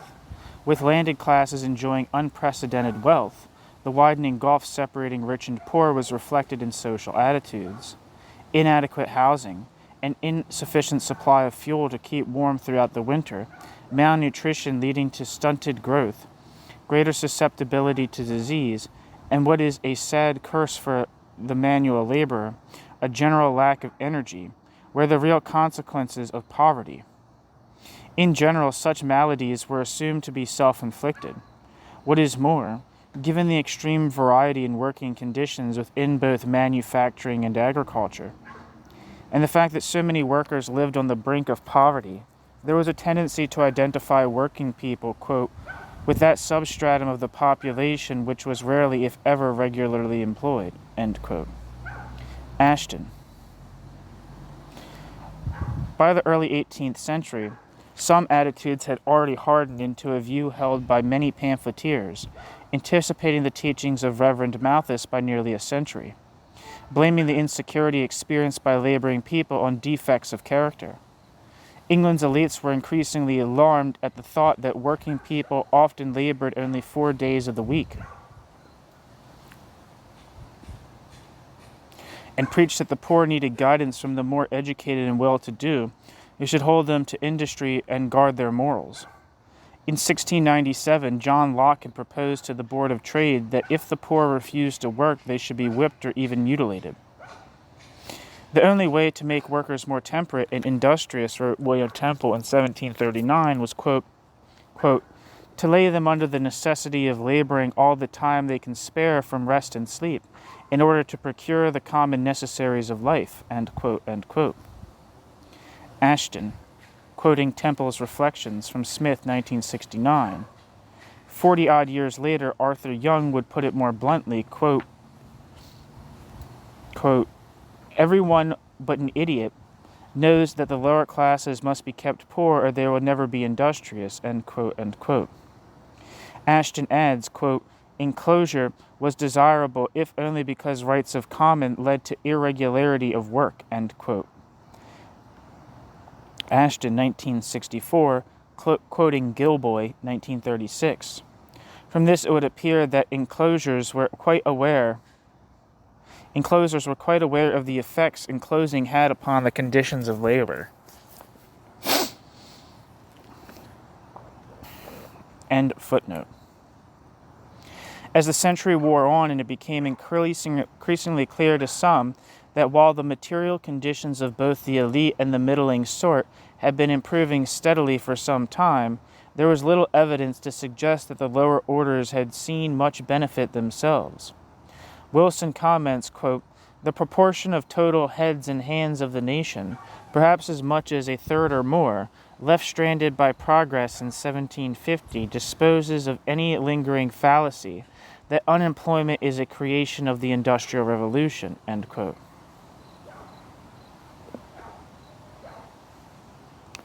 Yet, if not the Industrial Revolution, what then of capitalism? By the early 18th century, this process of extinguishing customary rights in agriculture through enclosure was by no means complete, but it was already generating enormous change.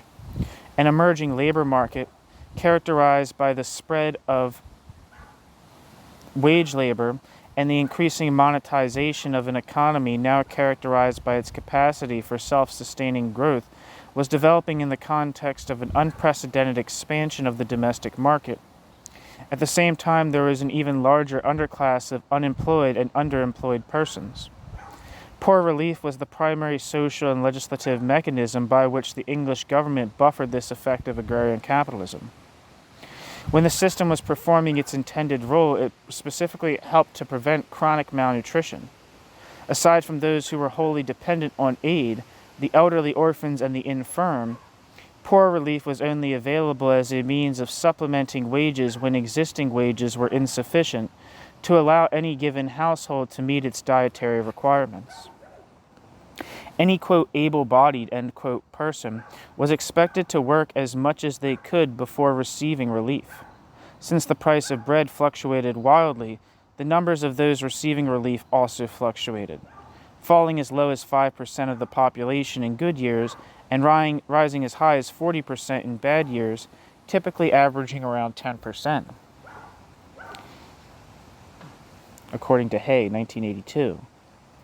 In times of high prices or low employment, it was single women who tended to face the harshest economic situation and therefore depended more upon relief, an example of how the system anticipated contemporary forms of welfare.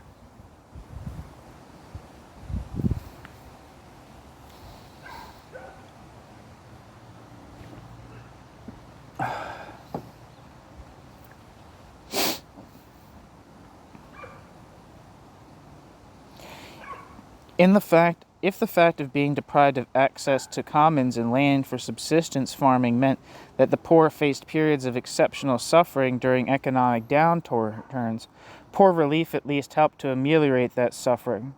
According to Rule, historians are largely agreed, quote, that 18th century, relief in general was neither ungenerous nor ineffective, end quote. One of the inherent limitations built into the system of poor relief when it was enacted under Elizabeth, however, was that because it was built upon the parish system, it thus required funds to be raised from among the parishioners themselves. The harder the times, the heavier the burden upon the ratepayers, who already faced shrinking budgets as well as higher taxes before paying poor rates. Moreover, economic crises could have a greater impact in some regions than in other regions. Most of the farmland in the agrarian South and East was enclosed before 1760, so the overall proportion of the working population that was fully market dependent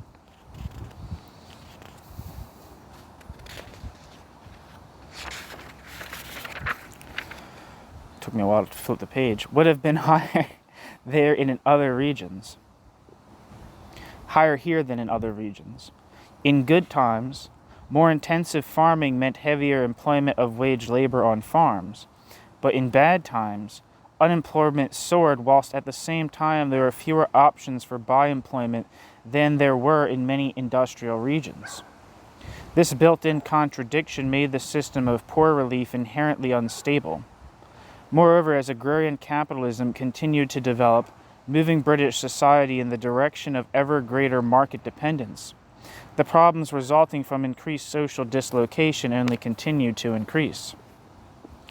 The growth of London in the 15th and 16th centuries prompted city authorities to establish 4, quote, hospitals, end quote, understood less as medical facilities than as institutions providing hospitality to the unfortunate, for dealing with orphans or foundling children, invalids, elderly or incurable persons, and the mentally ill. They were among a host of new public, quote, corporations, end quote, that had to be established, quote, to fill the vacuum left by the dissolution of religious orders and fraternities, end quote. What remained was to deal with idle persons, prostitutes, vagabonds, quote, vicious rogues, or, quote, sturdy beggars, end quote. In 1552, Edward VI transferred the abandoned palace of Bridewell, once the residence of his grandfather, Henry VII, to the city for purposes of initiating the first experiment in creating work for the idle poor. Previous efforts, quote, had commonly focused on supplying an existing demand for labor, end quote.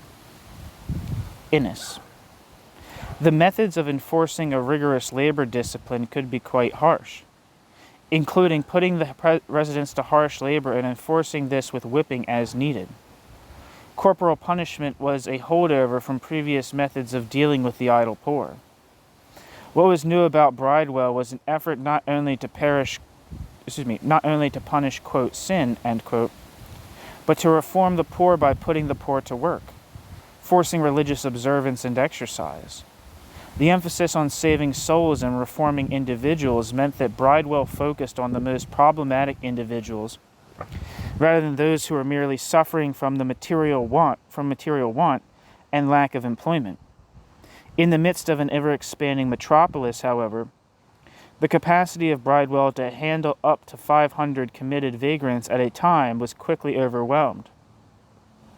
Quote, particularly as it became clear that Bridewell offered no final solution to the sturdy beggar problem, it became possible to argue that its ambitious regime was in practice too harsh, that the petty delinquencies of the poor were not best corrected by such rigors, end quote. Innes. Moreover, quote, Bridewell's promoters appear to have been over-optimistic in proposing to blur the boundaries between relief and punishment, end quote, and were, quote, quickly branded as a rogues, end quote, hospital. Innes. The dual function of London's Bridewell was reflected in the establishment of a separate school in the 1560s for teaching boys manufacturing skills. But perhaps the main function of a Bridewell was to be used simply as a threat or a deterrent in coercing the poor into some form of employment or out of licentious behaviors. The Bridewell would have offered an attractive option to the justices of the peace faced with punishing offenses such as leaving work unfinished under the Statute of Apprentices of 1563. An Act of 1572, making compulsory the collection of rates for local poor relief, made a distinction between those unemployed through no fault of their own and, quote, professional, end quote, beggars, who were to be bored through the ear on the first offense, and if found to be persistent offenders, hanged. In 1576, Parliament passed an act which first ordered the establishment of Bridewells in every country, placing an emphasis on putting the poor to work in manufactures. The typical Bridewell had 2 rooms, one for men and one for women. Some had a separate room to be used as a workroom and would be stocked with implements for crushing flax or combing wool or twisting thread. But the work performed in Bridewells was neither well regulated nor profitable, despite the fact that some of the, quote, masters or, quote, keepers were themselves manufacturers. Footnote. Innes, 1987. The work of a, quote, keeper, end quote, was usually not full-time work. Bear in mind that a, quote, master, end quote, overseer in the 16th century would not have been a factory owner, but perhaps a successful master overseeing a traditional guild workshop. End footnote.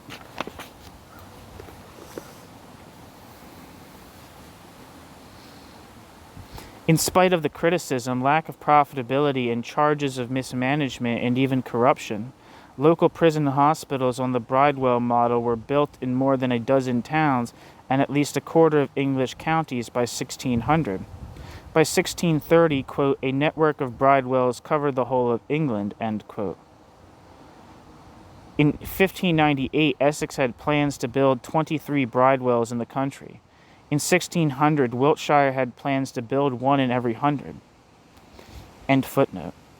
Similar institutions in France, Germany, and Holland did not develop on any scale until after 1750, with apparently only 19 ever having been established in Holland and 44 in Germany by the late 1700s,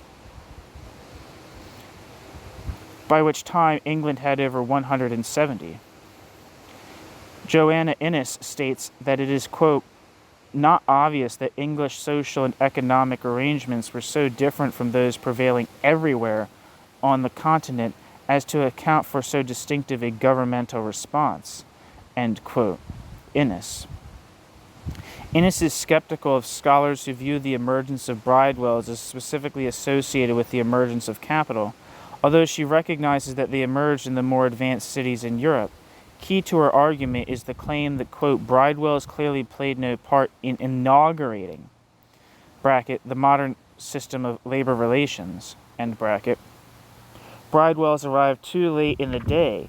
A substantial free wage labor sector existed in England from the later Middle Ages, end quote.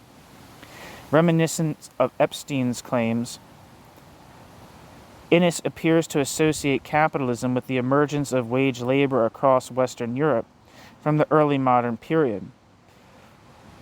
Where she is skeptical of the relationship between bridewells and capitalism, to us the early appearance of bridewells in greater numbers in England would appear as a fairly logical response by the English state to the greater numbers of tenants being displaced from their tenancies by the conversion of land to private property and agrarian capitalist tenant farming. End footnote. Joanna Innes seeks an explanation to the role of the local justices of the peace in imposing central government policies at the local level, with the poor laws forming an important context. Without stating it, Innes is here emphasizing the exceptional degree of centralization of the English state. Innes makes no mention, however, of agrarian capitalism or how the loss of access to the means of production by rural direct producers may have contributed to the growing ranks of the poor. One second.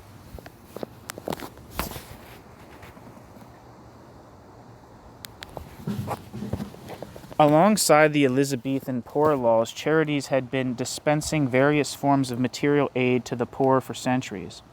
Whether motivated by self-interest or genuine concern, hundreds of trusts, 1,000 in London alone, were in operation by 1700 in what has been referred to as the, quote, age of benevolence, end quote.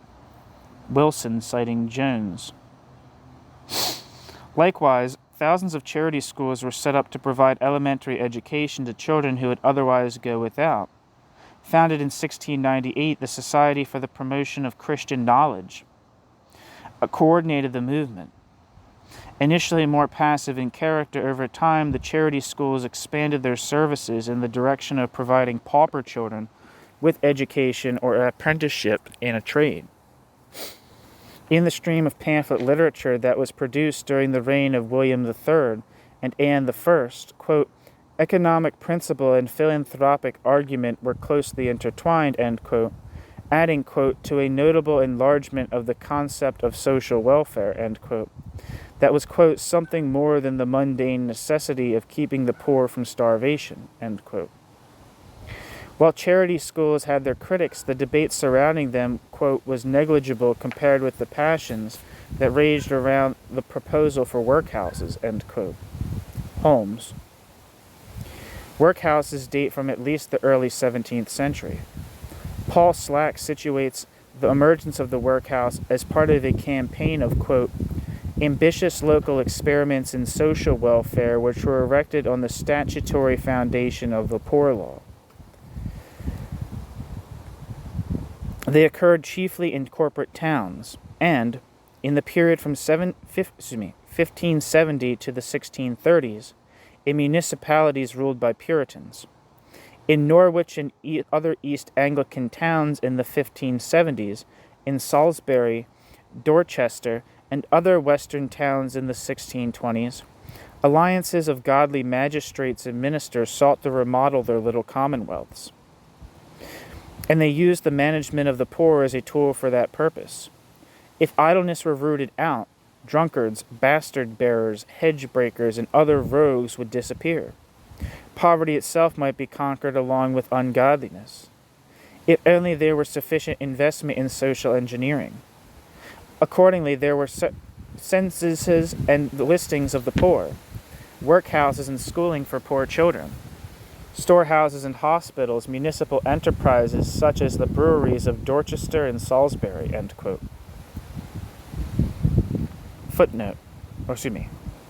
Slack. Footnote. We note in passing the mention of hedge breakers and the notion on the part of reformers that the refusal to accede to enclosure was equivalent to sin. The movement may have been understood by enclosers as one to promote the, quote, common weal, end quote, but others saw enclosers alongside engrossers as, quote, enemies of the commonwealth, end quote, in both senses of being enemies of the state and of the general welfare.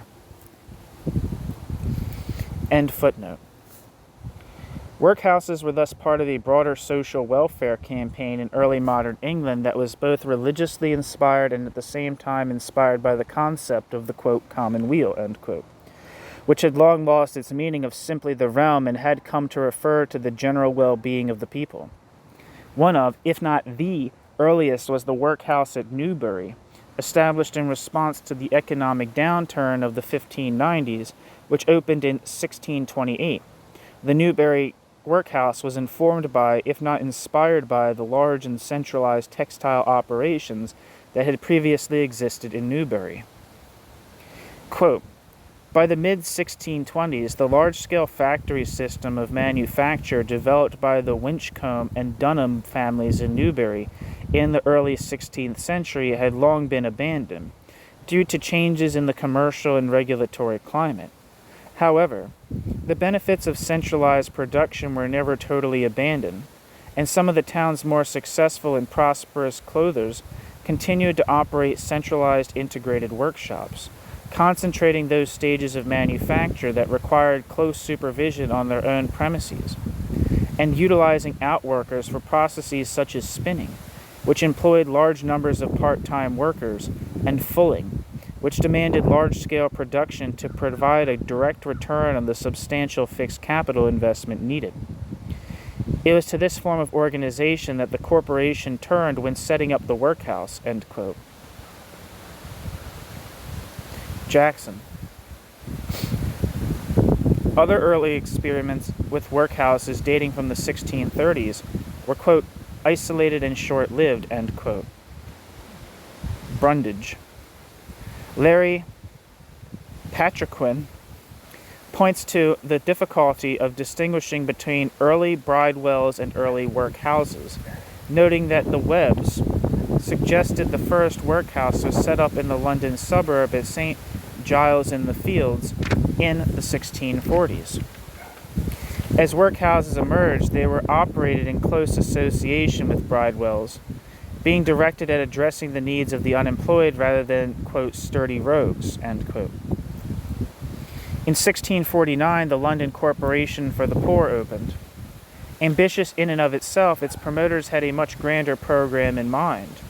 Quote, free medical assistance and education, encouragement to cultivate waste and grow flax to employ the nation's poor. A London corporation to cover the whole metropolis, end quote. Slack.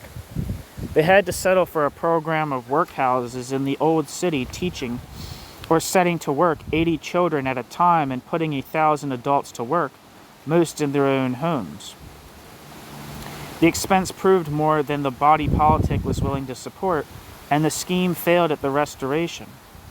But it served as a model for later experiments such as the Clerkenwell workhouse established in 1662, a workhouse at Exeter in 1672, a flax spinning project by the London Quakers in 1677, and a workhouse in Bristol in 1696. Within a decade, many other cities had followed this lead. By 1711, some 15 cities had established corporations of the poor.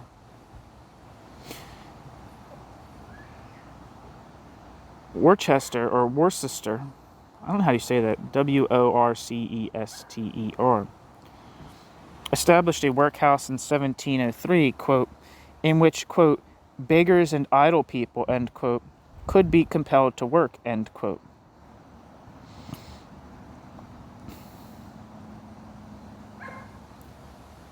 Black, 2001. A bill to establish workhouses across all of Britain failed in 1704, but in the following year numerous workhouses were erected nevertheless. Workhouses were intended to improve the lot of the poor by inculcating Christian values of piety and industry. Idleness and sloth were widely assumed by the upper classes to be the root of poverty. If the poor could be made more industrious, poverty could be overcome. As private institutions, however, the corporations, quote, were expected to make an absolute profit from the labor of the poor, end quote. Hitchcock, 1992. Quote, profit for the rich, which will be life to the rest, end quote, was among 3 expected positive outcomes of employing the poor, according to the Quaker economist John Bellers writing in 1695. the second and third outcomes being a, quote, plentiful living for the poor, end quote, a good education for youth, end quote. Far from turning a profit, however, the early workhouses were a financial disaster from the start.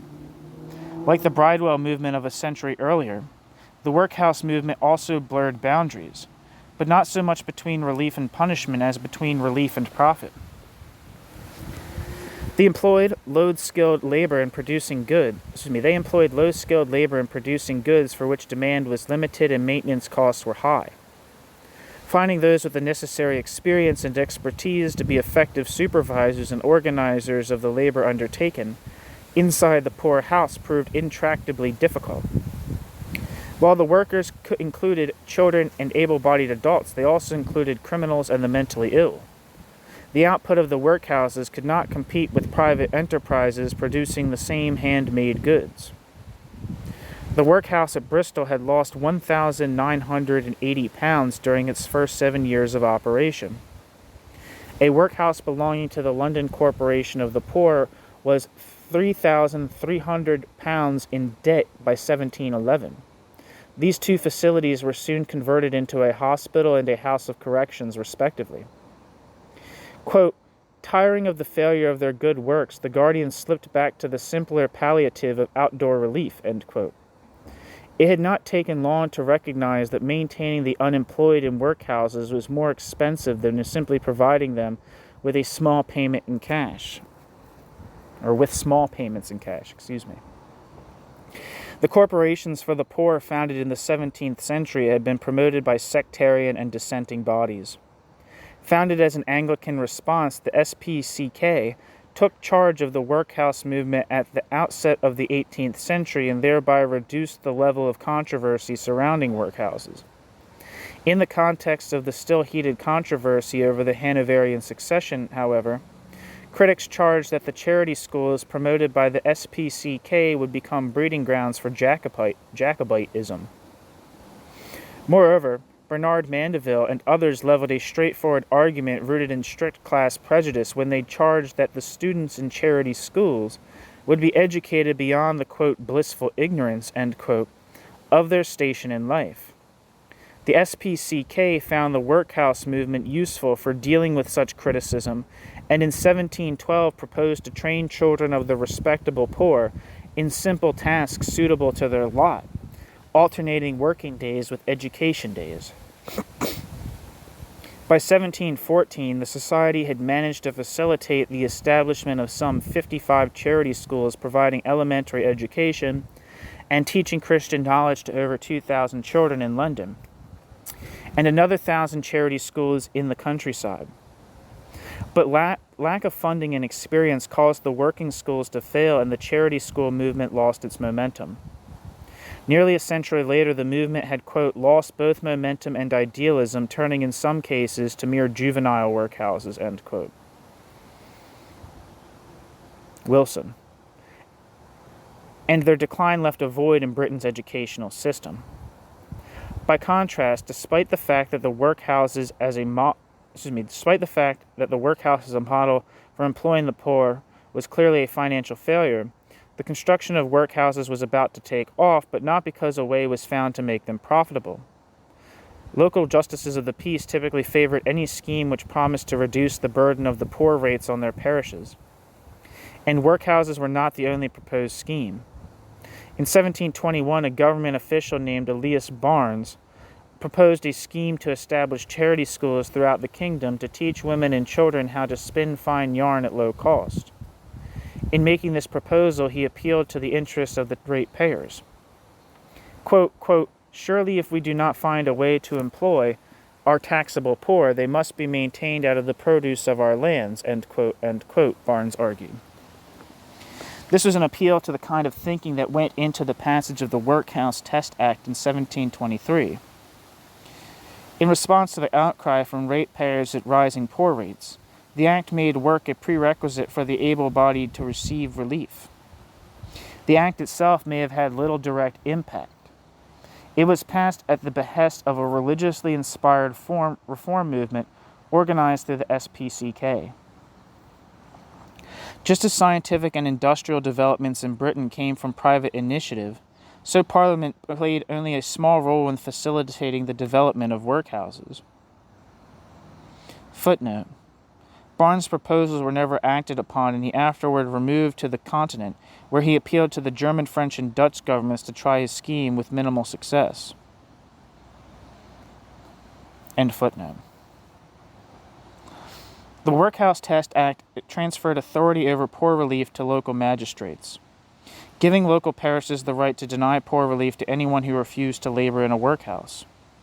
What this reflected was the abandonment of any effort to make the workhouse a profit-making endeavor, in favor of continuing to build workhouses for the simple reason that they had proven themselves to be a useful deterrent in keeping significant portions of able-bodied paupers off the poor rates. Patriquin: The expense of the workhouse could now be justified by the savings it brought to local rate payers. Finding a way of making employing the poor profitable would require the discovery of an entirely separate institution, the factory. A flurry of workhouse construction ensued. By 1725, 124 workhouses had been founded. By 1730, every parish in Nottingham had one. Lancaster built a workhouse in 1730. Birmingham built another in 1733. At Manchester, only one of 4 buildings to be set around a quadrangle was ever completed. But its ambitious design approached the scale of a factory. 4 stories with rooms for Dutch looms and accommodation for between 120 and 140 persons. Cork opened a workhouse in 1735. In 1740, the vestry of Nasing in Essex opened a workhouse. Edinburgh opened a workhouse in 1743, and by 1757 it had 701 inmates. Parishes combined for the purpose of erecting common workhouses. Quote, There can have been few regions to which the idea of the concentration of workers under a single roof was wholly unknown. End quote.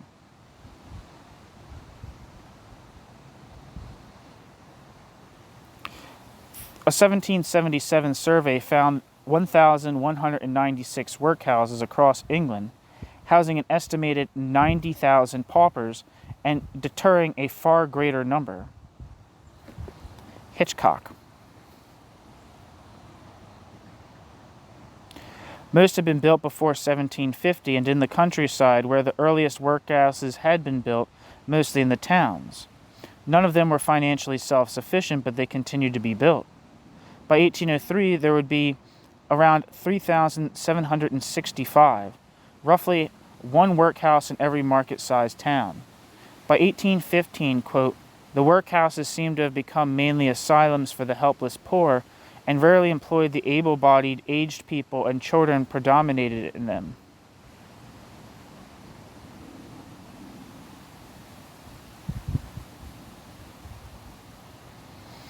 End quote.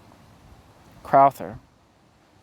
Footnote. Not until 1871 was there a move to soften the, quote, grim reputation, end quote, that the workhouse had gained. End footnote.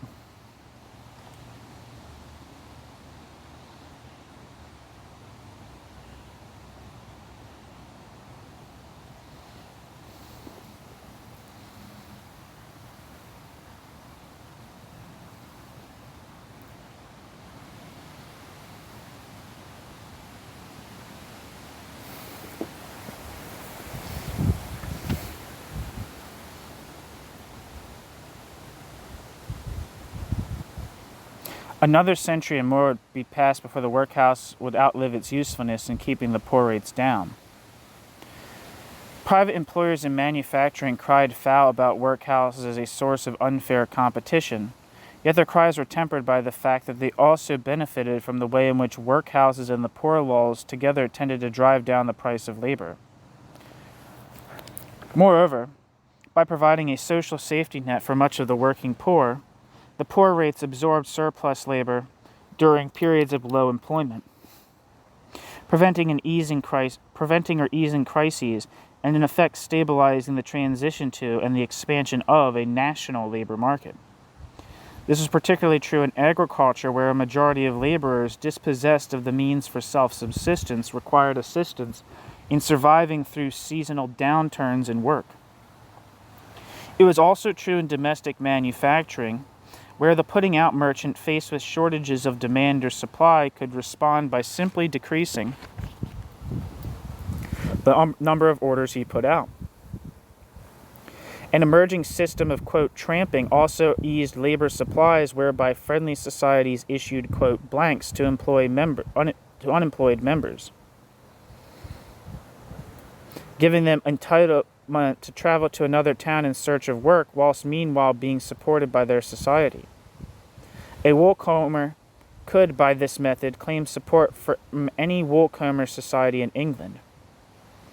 Ashton. Hence, employers had cause to welcome, or at least not to oppose, both the poor laws and the tramping system, as together these served to keep wages low and to ease oversupplies of labor.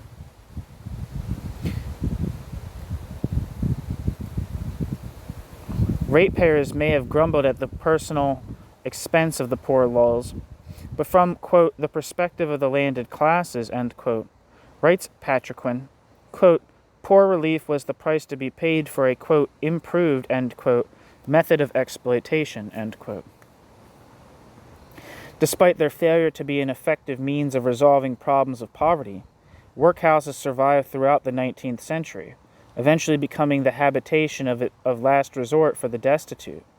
Quote, workhouses were always more successful at looking after individuals who were on permanent relief. Indeed, over time they had become virtual asylums, caring for orphan children, the chronically ill, the mentally disabled, the aged, the unwed mothers, end quote. Patriquin. They became a place where the most vulnerable of the population were sent to toil, to suffer and to die, quietly out of public view. Quote, when Jonas Hanway, a Russian merchant who helped to promote the Foundling Hospital and other charitable institutions, inquired into 14 parishes in London, he estimated that the infant death rate in the workhouses set up since 1720 was 88%. Some parishes admitted that, quote, no infant had lived to be apprenticed from their workhouses, end quote, end quote.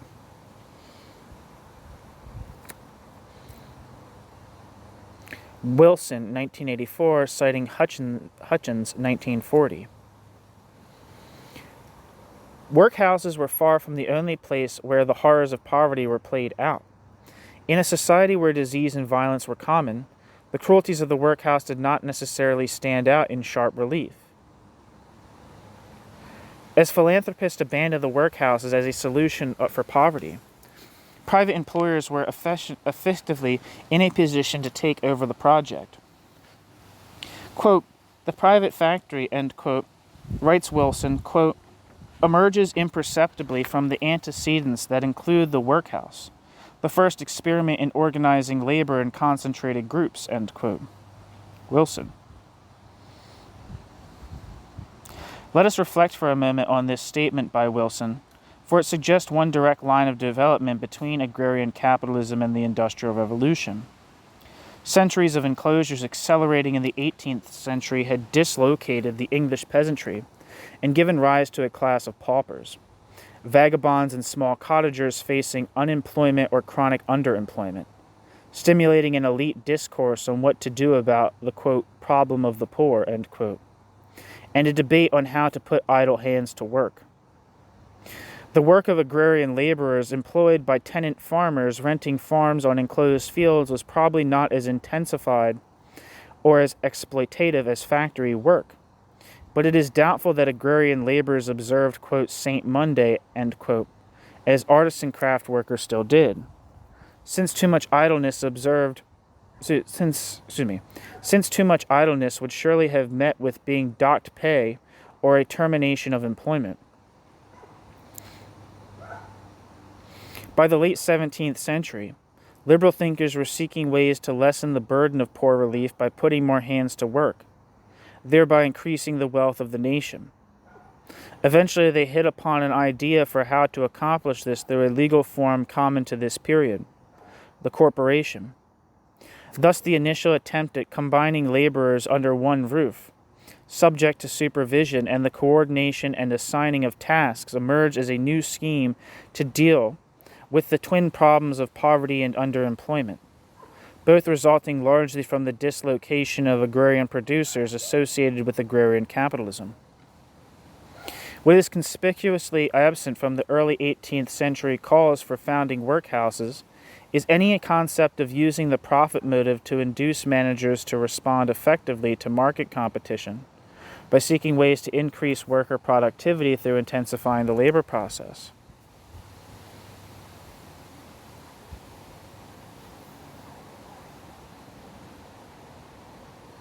But the profit motive, trade skills, and the potential for competitiveness were not lacking in the private factory.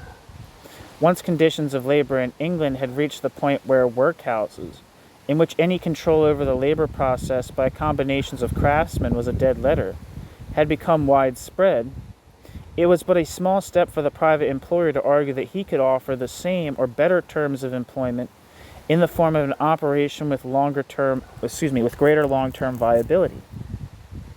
He could thus make the case that by setting up a factory, he was providing a vital source to the community. As Wilson notes, quote, "These new factories, often with their schools and dormitories for child workers, closely resembled the earlier workhouses. Unlike them, they were equipped with machinery," end quote. It appears as less than sheer coincidence that the first, quote, factory, end quote, in the sense of the word as we know it, or we now know it, with large numbers of workers under one roof operating power-driven machinery, became fully operational in 1724, just 1 year after the passage of the Workhouse Test Act.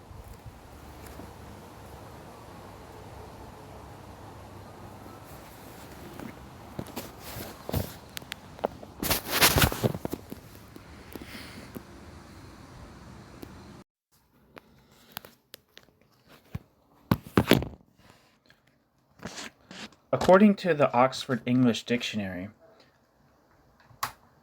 the usage of the word factory to refer to a manufacturing site dates back to 1618. A, quote, factory, end quote, could be a colonial warehouse, a processing station, or a factory could simply refer to the activities of mercantile agents. One definition offered by Webster's is, quote, a station where resident factors trade, end quote. Hence the term is derived from, quote, factor, end quote, which refers to the merchant's middleman and is directly traceable to the Latin factor, meaning, quote, doer, end quote. This explains how contemporaries referred to a variety of large-scale production operations overseen by factors, agents representing merchant employers, as, quote, factories, end quote, well before the Industrial Revolution. Today, we generally associate the word with the multi-story textile mills housing hundreds of workers operating power-driven machinery and subject to a strict labor discipline. By this definition, the first factory in England was not a cotton mill, and it was not built in Manchester. Footnote. Weber writes that, quote, almost no record, end quote.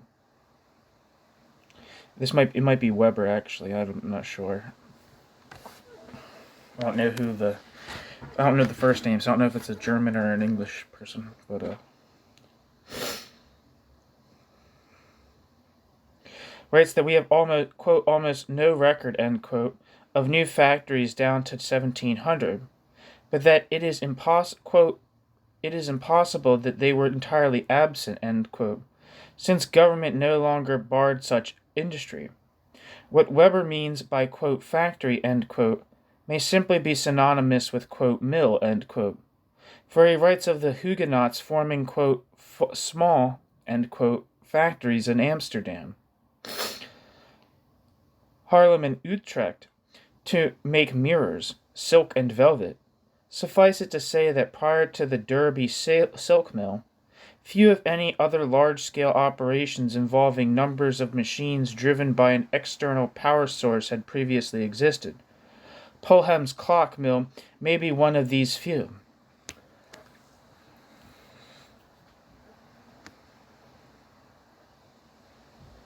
End footnote. The first factory in England was a silk mill in Derby, built on the banks of the river Derwent in 1717. Today, the, quote, old silk mill, end quote, serves as a museum dedicated to industry in general. Footnote. Derby Industrial Museum, visited by author November 1997. The museum is housed in the building that once was the old silk mill. End footnote. It was partially destroyed by fire in 1826, and again in 1910. Nothing of the building's original interior remains.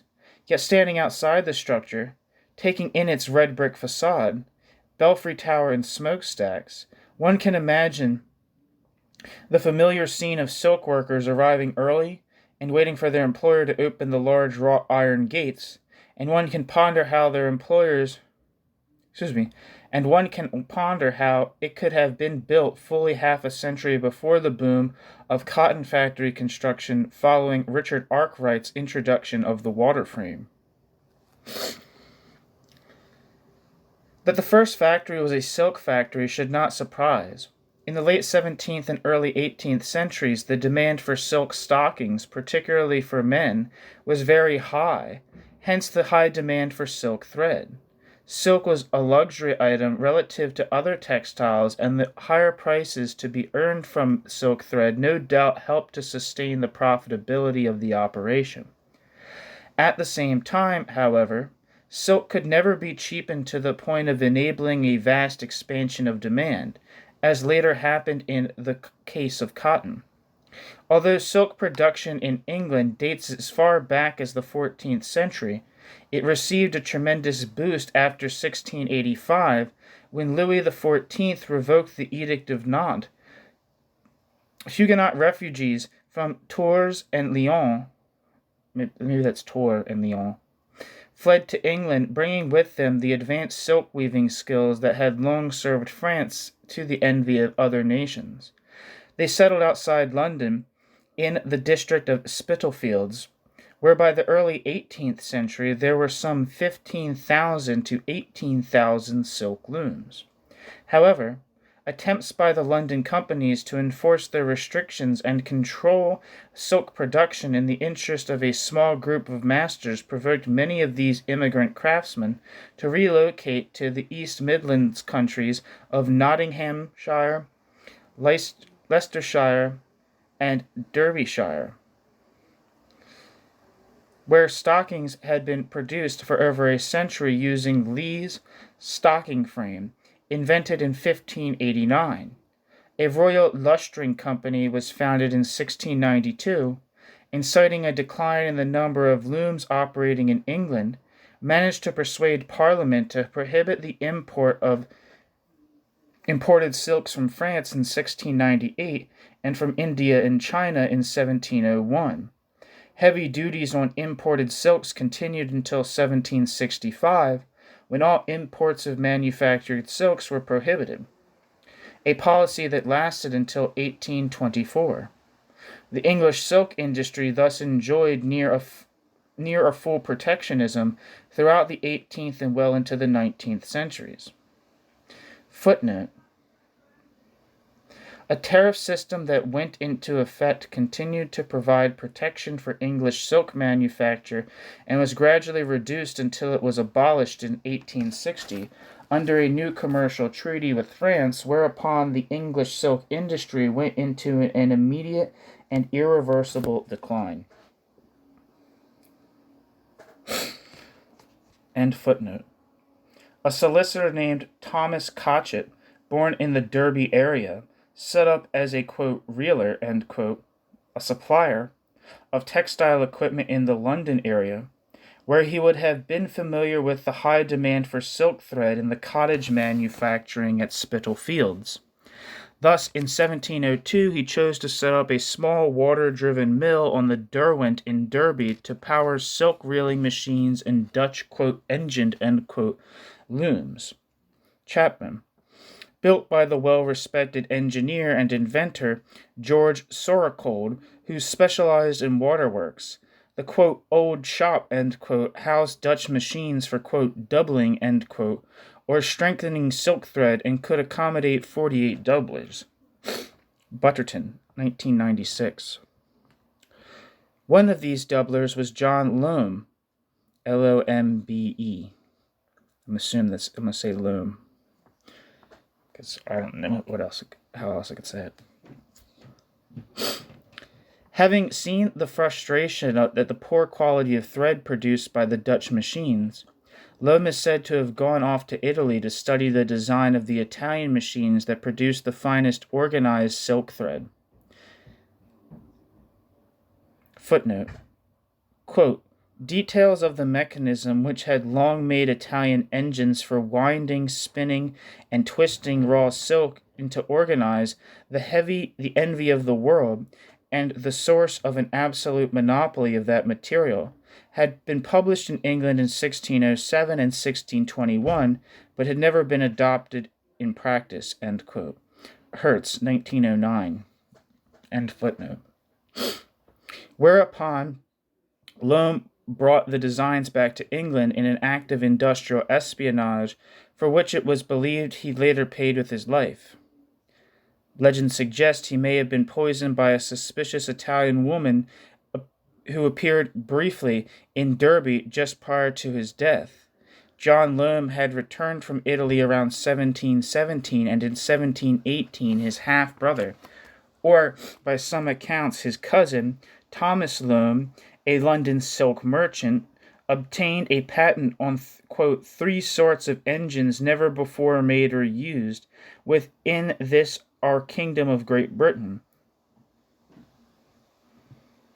A patent on, quote, 3 sorts of engines never before made or used within this our kingdom of Great Britain.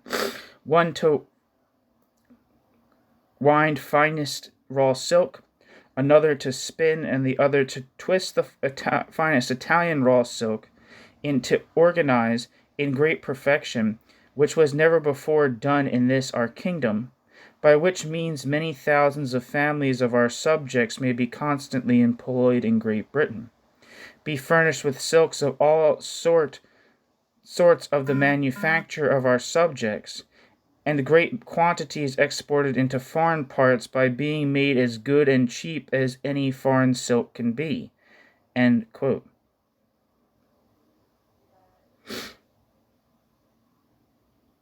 Butterton. So I'm learning this now. I'm using my context clues. Is that organized, like the verb? Oh shit! Maybe I'm reading it wrong. Oh, it's not organized silk thread. It's organzine. Okay. Sorry, I've been saying that wrong. Organzine. So every time I've said organized transplant, organzine, which I guess is some kind of finished or semi-finished silk product.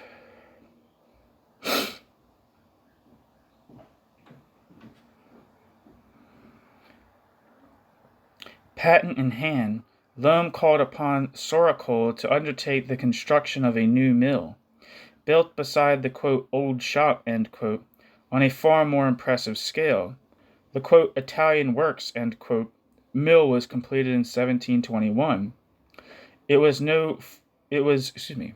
110 feet long, 5 stories and 55 feet high, 39 feet wide, and had 468 windows. It could accommodate about 300 workers operating relatively complex machinery for spinning silk thread. One large undershot wheel, 23 feet in diameter, drove all the machinery. A smaller doubling shop was also built, adjacent to the main Italian works. Thomas Loam made a fortune from this operation. Although he played down his profits, perhaps to discourage his competitors, he left his wife the sum of £120,000 upon his death in 1738.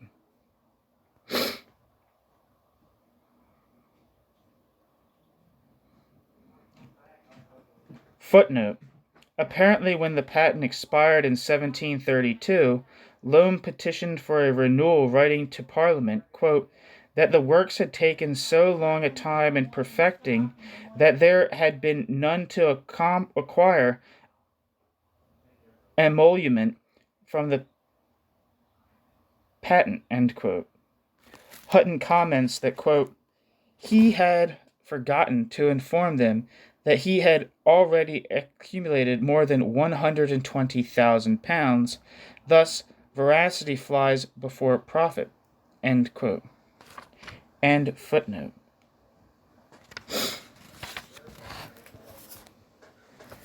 A surviving letter book from the firm that purchased the factory after Thomas Loam's death gives us some clues as to the kinds of problems that the mill's owners faced. There are complaints about the poor conditions of the roads and the problem of obtaining a steady supply of high-quality raw silk. The elements took a heavy toll on the machines, water wheel, and support beams of the factory, all of which were made from wood. Rains would cause the beams to rot. Ice in the river would shut down or damage the water wheel, requiring the machines to be powered by hand. Not only were workers dismissed when technical or supplier problems slowed production, but production was also slowed when workers were, quote, drunk and disorderly, end quote, indicating a lack of worker discipline, or when they observed traditional holidays. Footnote. Contributing at least to the shortage in supply was the prohibition on pain of death of exports of raw silk from Piedmont by the King of Sardinia in 1724. Hertz, 1909. John Loam's, quote, theft, end quote, of the Italian machinery designs was not easily forgiven in Italy. Another footnote. Another problem for management was theft. In 1757, the competing house was robbed and a reward was offered to information about the culprit, suspected to be a worker. End footnote. Wages were, quote, generally low, end quote. A weaver in 1715 making about 5 pence per week, and 80 years later, 4 shillings and 6 pence. For single hand work, or 8 to 12 shillings if working at a loom. Children served as unpaid apprentices and were employed to tie the threads, which often broke. Pollard writes that the silk mills, quote, employed proportionately far more children and far younger children than other mills, end quote, end quote. William Hutton speaks of, quote, that wonderful machine, end quote, referring to the whole mill, inside of which he labored as a child. Quote, some have earnestly wished to see this singular piece of mechanism, but I have sincerely wished I never had seen it. I have lamented that while almost every man in the world was born out of Derby, it should be my unhappy lot to be born in Derby. To this curious, wretched place, I was bound apprentice for 7 years, which I always considered the most unhappy of my life. The severity was intolerable, the marks of which I yet carry and shall carry to the grave. The inadvertencies of an infant, committed without design, can never merit the extreme of harsh treatment, end quote. Note that apprenticeship rules were followed even within a factory system.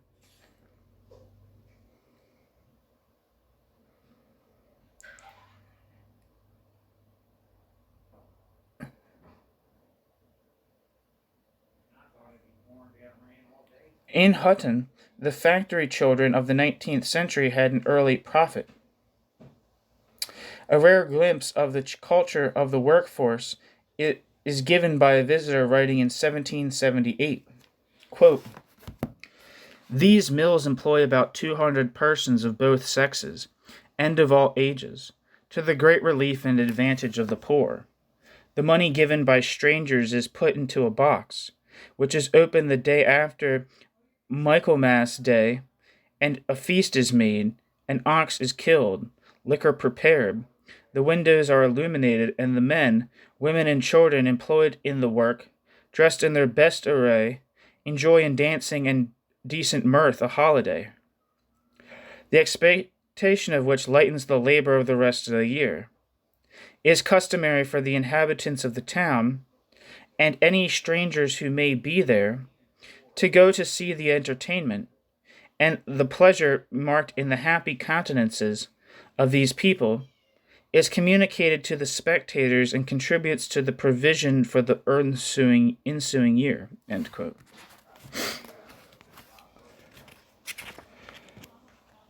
From this we can observe that by the time the mill had become a part of the traditional life of the community,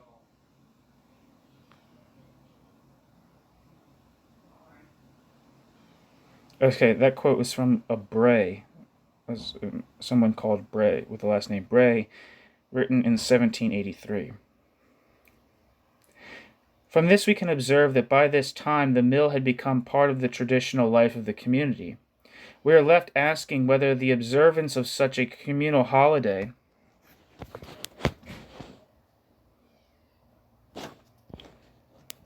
meant that the workers in the factory had their own organization, and if so, what was its nature? To what extent did the management feel obliged to concede to workers' appeals to customary observances, rights, and norms? When we consider that the process of winding and doubling were done on hand-powered machines, which could be set up at home by cottage workers, with only the thread-twisting processes being done on large machines demanding an external power source, we can imagine the difficulties faced by management in training and disciplining a workforce in the context of other workers in the trade being accustomed to setting their own hours, setting up friendly associations, and, in short, overseeing their own labor process. Nonetheless, working hours would have been regulated by the ringing of the bell at set intervals. Each floor would have had its own overseer. A rudimentary engineering department would have been necessary to maintain the transmission of power from the water wheel to the machines. The architecture itself seems to attest to the fact that it was a distinctively capitalist operation. The superior advantage of cheap water for power, cheaper labor, and superior machinery to be found in the Midlands meant that silk throwing at Spitalfields in London would eventually go into decline. Parliament declined Thomas Loam's request for an extension of his patent, and the designs were made available to the public upon his death in 1739. This opened the way for the construction of mills modeled after Loam's beginning, with several mills in Stockport and Cheshire in the 1730s, Chesterfield and Macclesfield in the 1750s, and additional mills in Derby, Congleton, Leek, and Knutsford in the 1760s. By 1770, Stockport had at least 6 mills supplying mainly the hand weavers, and Spitalfields and Macclesfield had 7 large mills and a dozen small mills employing nearly 4,000 laborers. Thereafter, the construction of silk mills on the Loam model expanded into the southern counties in the late 18th century. The industry continued to struggle, however, due to restricted supply of high-quality silk owing to high import duties on raw silk from China and shortages of raw silk coming from Italy. Since the only substitute was a lesser quality supply from Persia, most of the new silk factories concentrated on producing an inferior quality of silk thread known as, quote, tram, end quote. Thus, it, quote, was the production of, quote, tram, end quote, silk that led to the first wave of factory production in Britain, end quote. Butterton, 1996. This history has been overshadowed by the far more spectacular success of Richard Arkwright's factory system based upon the cotton spinning water frame, as has a small but significant development of machine-driven cotton spinning mills. beginning prior to Toynbee's red-letter date of 1760 that anticipated Arkwright's later success.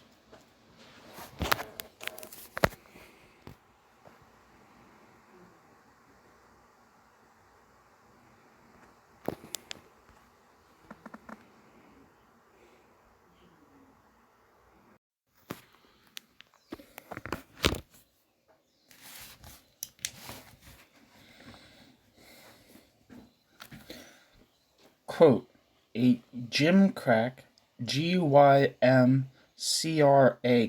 of some consequence, end quote.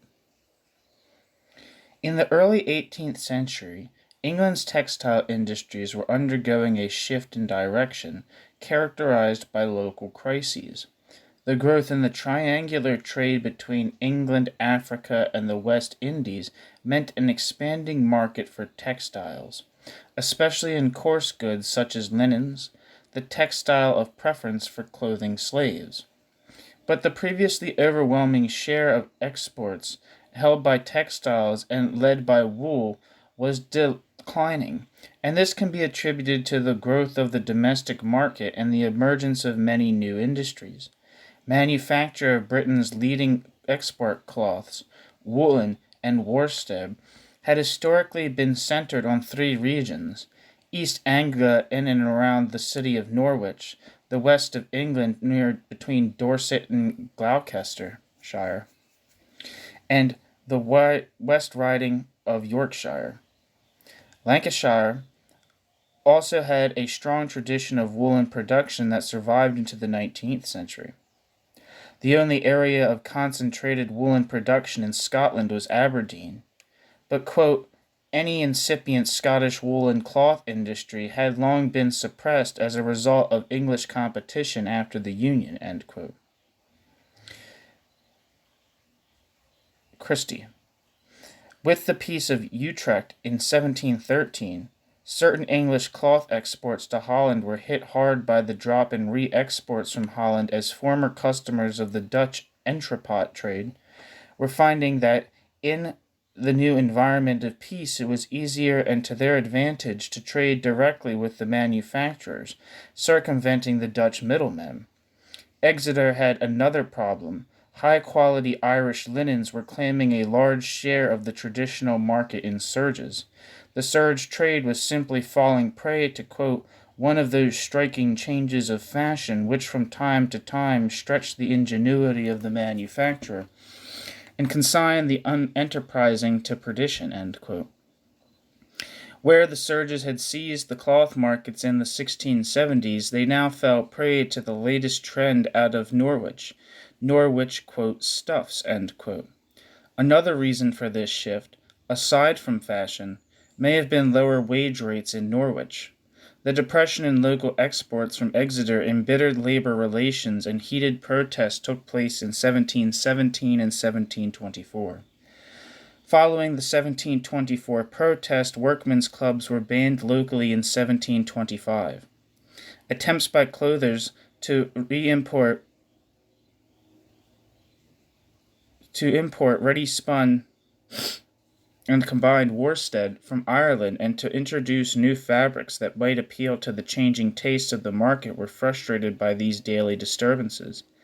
Devon clothing manufacturing continued to decline steadily, worsening in the 1720s with a spate of local bankruptcies, and would reach full stagnation in the 1740s. Despite the success of the new, quote, stuffs, end quote, out of Norwich, increasing imports from India in the form of new cottons and muslins brought unwanted competition.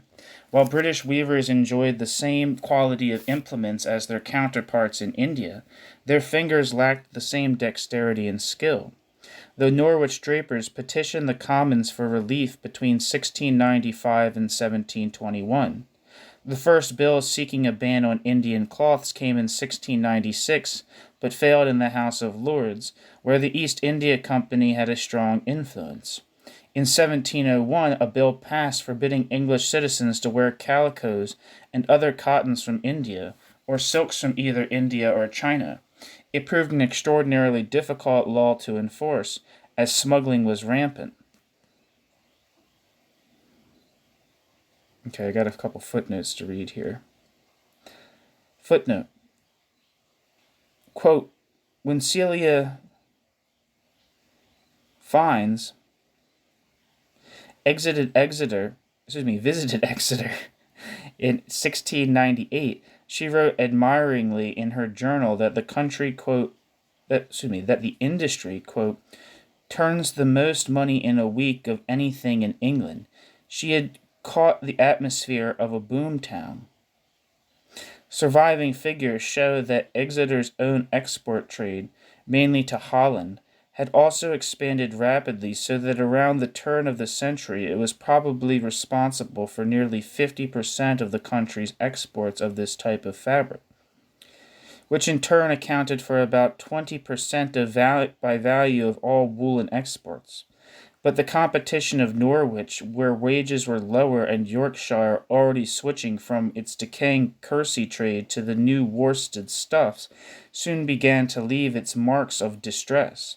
By the 1740s, a correspondent could write of the, quote, lamentable condition of the woolen trade, especially in these parts, bracket, between Taunton and Exeter, end bracket, a thing so universally known that I think it almost needless to crowd a letter with any of my observations upon it, end quote. Coleman, 1977, citing Fiennes, Fiennes, Fiennes, 1935. Footnote. Quote, at its height, the Norfolk industry commanded some 12,000 looms. They worked to the order of some 30 very large clother dyers and kept 72,000 workers, 6 to a loom, busy in and around Norwich. The annual output of a loom was valued at about £100. End quote. Wilson, 1984. In this period, this was one of the largest operations in the clothing trade, all done with hand looms, without power, and in scattered workshops, not the factory. 1 moment. Just got to make sure I'm pronouncing something correctly.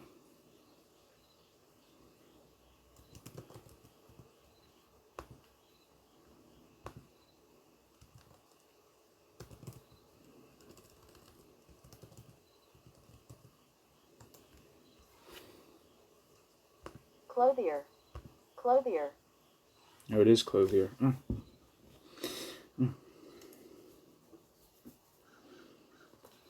see how you pronounce this person's name, if that's possible.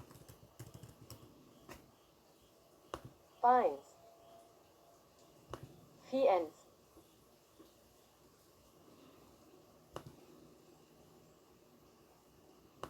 Shin. Who knows? Okay, so end footnote. At the same time, however, the domestic printing industry in England was flourishing. The new print works were based in London, where demand was concentrated. Norwich drapers continued to petition for relief and managed to persuade Parliament to place an excise duty on printed linens and calicoes in 1712, doubling these duties again in 1714. With both the silk and woolen trades in a slump upon the renewal of war with Spain in 1719, renewed pressure for action from Parliament came about in the form of petitioning and protesting. Woolen manufacturers viewed the popularity of printed goods as the, quote, source of all their ills, end quote. Wadsworth and Mann, 1965. In 1721, when resistance from the company was weakening in the aftermath of the bubble, Parliament responded with an act banning all foreign cloth, mixed or cotton, printed or painted, excepting muslins, neckcloths, blue-dyed calicoes, and fustians.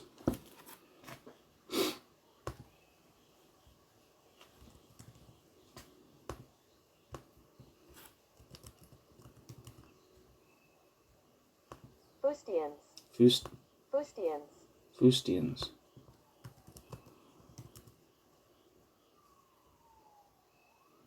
Muslins. Muslims. Muslins. Okay.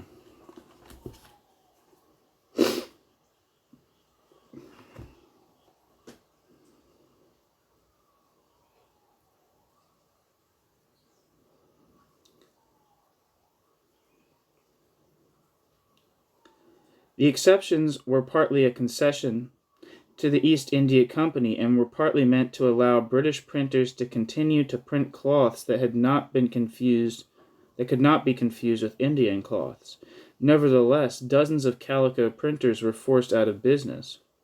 With their competition reduced, Norwich clothiers would enjoy general prosperity from the 1720s to the 1760s.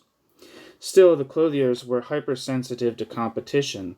Their focus was increasingly upon domestic, not foreign competition in the form of coarse worsteds and cheap cottons from Yorkshire. Filling the gap in the market created by the ban on imports, British printers had found a way to make faux calico prints with engraved plates. Consumers did not seem to mind the loss of quality.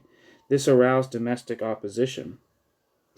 Coleman's data shows that despite these various types of shifts, where the woolen manufacturing in one region pursuing one line of cloth production faltered or failed, while another region advanced, the overall trend for woolen exports from the 1650s to the 1750s was a steady advance. Initially, the ban on Indian cloths led to being replaced by fustians and linens, mainly from Germany but also from Scotland and Ireland. Over time, fustians from Lancashire improved in quality and claimed the largest share of materials used in printing. So much so that by 1735 the Norwich drapers again complained to Parliament. This resulted in an Act of 1736 which reaffirmed that fustians were a cloth made of linen yarn and cotton wool, and as such were exempted from the ban.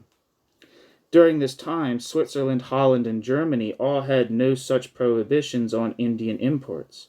As a result, any attempts at domestic cotton production in these countries could not compete with the low prices of Indian wares. France did not permit domestic printing until 1759. Thus, the growth of both cotton and silk manufactures in England were supported by protective legislation, and likely would not have developed as significantly as they did without it. For cotton, a protected market formed an ideal environment for innovation, and the two key innovations that would eventually enable the first successful spinning and carding factories were worked in this period. An early patent on a machine for spinning linen was granted in 1678 to Richard Derham of London and Richard Haynes of Sullington, Sussex. The machine involved 6 to 100 spindles attached to a single crank turned by human labor. Patronized by Prince Rupert, the inventor, Haynes, claimed his machine could, quote, cheapen the cost of giving work to the poor, because spinning could be done upon it in 1/3 of the time usually occupied, end quote, thereby affording employment to, quote, pauper children and criminals, end quote, and enriching the nation. Coleman, 1977. Footnote. According to Fitton, 1989, quote, 8 more attempts were made, end quote, after Derham and Haynes, before Louis Paul began his experiments with roller spinning. Fitton does not detail these attempts.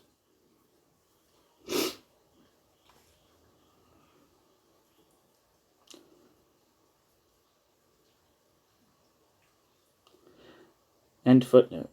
In 1723, London weaver Thomas Thwaites and Yarmouth merchant Francis Clifton patented a machine to, quote, spin and mix in the first thread wool, flax, cotton, silk, etc., into a fine, even, and better thread, end quote. No designs for specification of this invention remain. Wadsworth and Mann, 1965, and Coleman, 1977. The small wares, quote, engine, end quote, loom, or, quote, Dutch, end quote, loom, had been brought to London in the early 17th century by immigrants, and was seen as a threat to English weavers. These machines increased productivity in weaving ribbons and tapes. By the 1660s, the loom was known in Manchester. In 1725, some masters were apparently profiting from the use of it sufficiently to incite the comment that, quote, it had made manufacturers who could, quote, vie with some of the best gentlemen, end quote, of the locality, end quote. Footnote. This comment was met with the mocking response, quote, I wonder what any country gentleman can be supposed to envy them for. Is it their houses?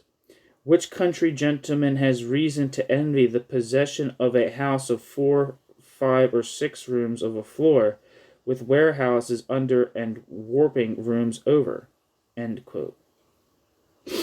Rule 1992, citing Bowden 1965. End footnote. Later, in 1745, the inventor John Kay of Bury, of whom we will learn more below, took out a patent on a mechanism for transmitting water power to drive the loom. Kay was thus involved in ongoing experiments using water power to drive the loom.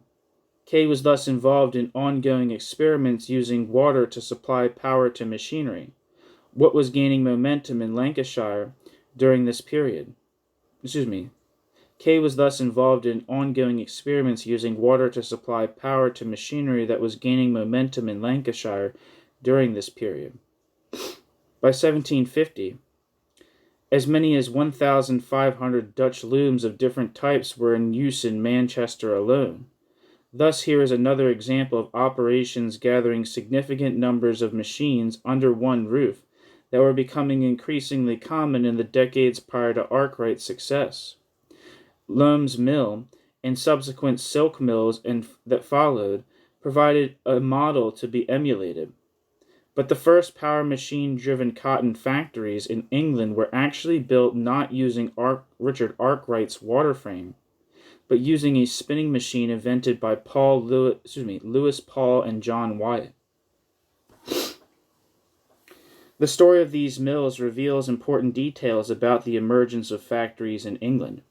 Lewis Paul, who claimed to be the descendant of French Huguenots, had by 1732 invented a, quote, pinking machine for making the edges of shrouds, end quote. Wadsworth and Mann, 1965. Lewis Paul apparently used this to run a successful trade in London. John Wyatt, a ship's carpenter from Lichfield, Staffordshire, is credited with several inventions: a harpoon to be shot from a gun, improved weighing machines, a road leveling machine, a boring machine, and a file-cutting machine. When, in 1732, the rights to Wyatt's boring machine were turned over to Paul, the two men began an unsteady business relationship that lasted for 10 years. According to Wyatt's son Charles, in 1733, near Sutton Coldfield, just northeast of Birmingham, his father invented a 2-foot square machine that, quote, spun the first thread of cotton ever spun without the intervention of human fingers, end quote. Manto, 1961.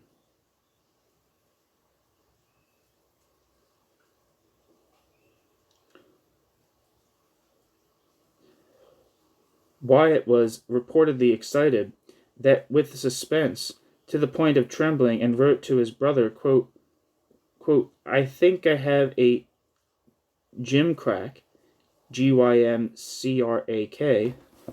Hey, I have the thing right here. Tell me how to say it.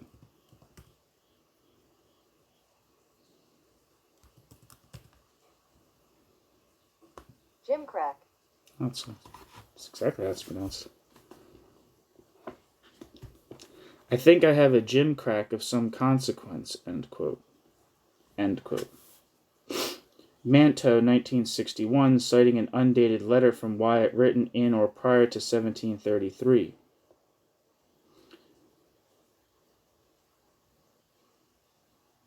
Footnote. Also, regarding the contending claims of original invention,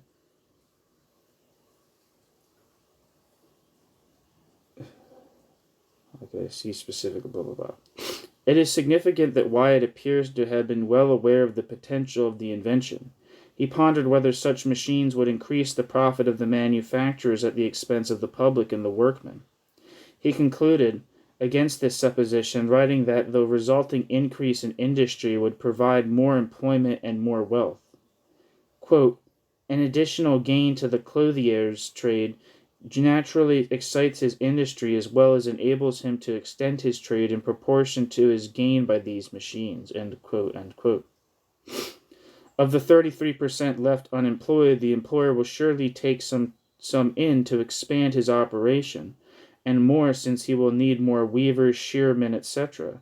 Quote, every such improvement in trade must certainly be a gain to the country, especially a country which so much raises its trade as ours, end quote, end quote. Manto, 1961, citing Wyatt, 1885. This was written more than 40 years before Smith published his Wealth of Nations. End footnote.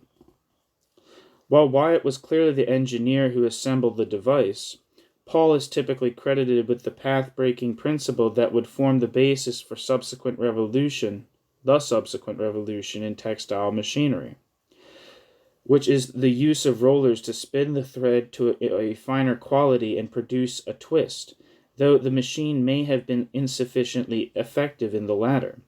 A second principle applied was the use of spindles which turned independently, stretching and possibly twisting the thread. Of course, the invention was not without precedent.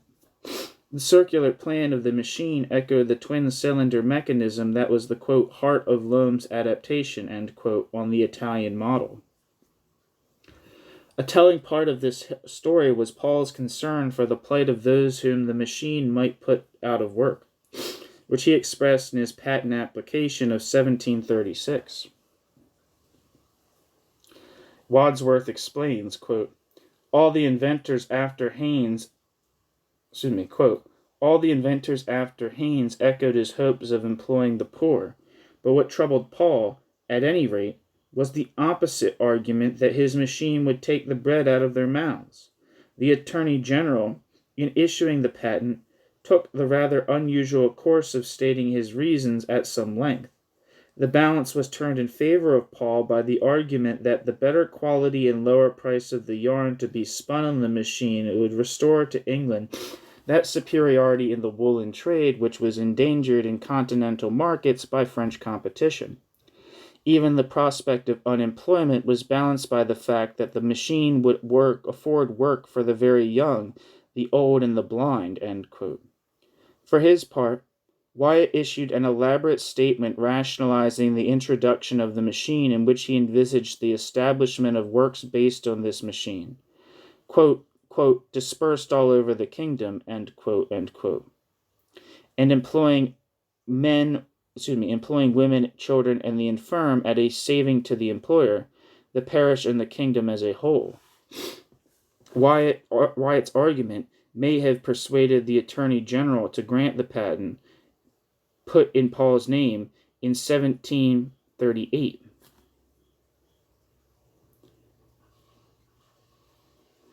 But what Paul's concerns appear to demonstrate is how customary conventions pertaining to the rights of artisans remained prevalent in the culture as a whole. Footnote. Wadsworth comments, quote, it is some measure of the remarkable change in economic opinion wrought in the 30 years between Paul's patent and Arkwright's that the promoters of the former should have been seriously troubled enough about the social objections to their invention, while Arkwright's, as so far as we have any evidence, does not appear to have been troubled at all. It is worth asking whether Paul's comment was motivated out of fear of the wrath of the craftsmen who might be dispossessed, We note that in the Attorney General's grant, the machine was intended for spinning wool. What prompted the shift from spinning wool to spinning cotton was most likely the fact that cotton fibers proved more adaptable to roller spinning. But Paul's personal acquaintance with cotton checks and stripes through his London pinking business may also have been a factor. End footnote. In all, 1 workshop and 4 factories were set up using the Wyatt-Paul spinning machine. The original machine was set up in the workshop of James Johnson, a checkmaker of Spitalfields in 1740, and it was quickly discovered that a mechanical solution to carding was needed to keep pace with it. The machine drew considerable interest, and several investors were putting up money for spindles. One of these investors, Dr. Richard James, could clearly see the machine's economic potential when he wrote, quote, I am certain that if Paul could begin with £10,000, he must, or at least might, get more money in 20 years than the city of London is worth, end quote, end quote.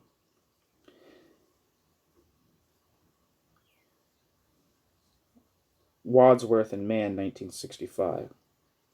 The first mill using multiple machines, tended by 10 female workers, and powered by, quote, 2 asses walking around an axis, end quote, Fitton, 1989, was set up in Birmingham in the summer of 1741, but was hampered mainly by the fact that its engineer, Wyatt, found himself in debtor's prison at the Fleet from 1742 to 3.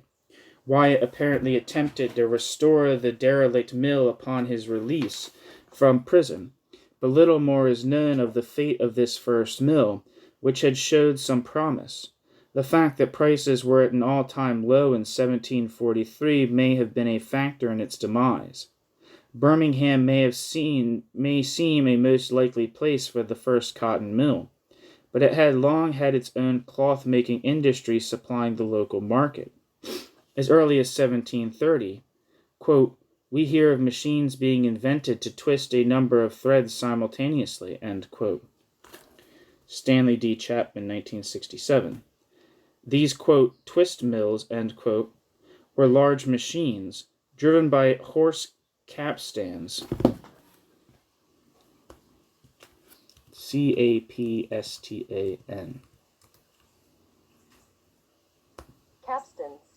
Capstans, and surely informed the first attempts by Paul and later by Arkwright in setting up factories.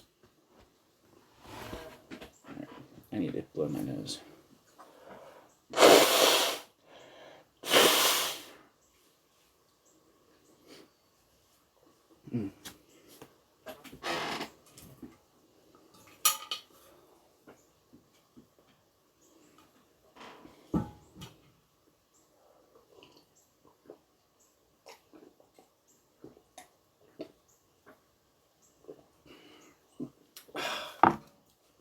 Let's rock.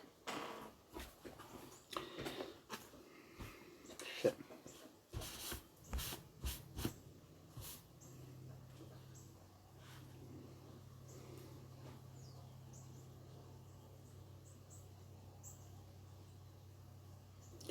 The second Wyatt-Paul mill was erected in London, possibly at Holborn, by the wealthy Edward Cave, founder of the Gentleman's Magazine, who was meanwhile seeking a better location for the operation where he could apply water power. In London, Edward Cave was apparently overwhelmed by the difficulty of training a workforce to observe regular hours. Quote, I have not half my people come to work today, end quote, he wrote to Paul. Quote, and I have no great fascination in the prospect I have to put myself in the power of such people, end quote, end quote. Wadsworth and Mann, 1965. When Lewis Paul's Birmingham mill failed, he sold it to Cave, who in 1742 moved it to Northampton, where he faced similar problems. The mill had 5 machines powered by a water wheel, and each having 50 spindles, and a carding machine invented by Paul. It employed 50, quote, girls, end quote, in carding and spinning, and keeping them to their task was an issue. But the larger issue of Northampton had to do with defects in the machinery, which required constant and expensive repair, as well as the inability to resolve the fundamental problem of achieving constant carding. In 1744, the mill was the site of one of the earliest known accidents involving child labor in a factory, when a boy had 3 fingers torn off by one of the wheels, apparently in the driving mechanism, and broke his arm. Wadsworth and Mann. The Northampton mill, quote, barely maintained its existence, end quote, until 1764. Later, it was sold to none other than Richard Arkwright himself. Footnote. Wadsworth writes, quote, one cannot conclude with M. Manto that Paul's machine came into Arkwright's hands at the beginning of his experiments, end quote. Wadsworth and Mann, 1965. And his reasoning seems to be that shortly after the mill was actually broken up, possibly as late as 1764, the machinery, quote, disappeared, end quote. Since neither author indicates that what year Arkwright may have come into possession of the Northampton mill, we can only guess how much time elapsed, but we must assume it was only after Arkwright had achieved success with his own early mills. The connection is nonetheless intriguing, and Wadsworth speculates that Arkwright's water frame may have had strong similarities to the machine described in Paul's first patent, which involved a series of rollers. Another question is the extent to which Thomas Hyes, now widely viewed as the true inventor of the water frame, borrowed from Wyatt and Paul. End footnote.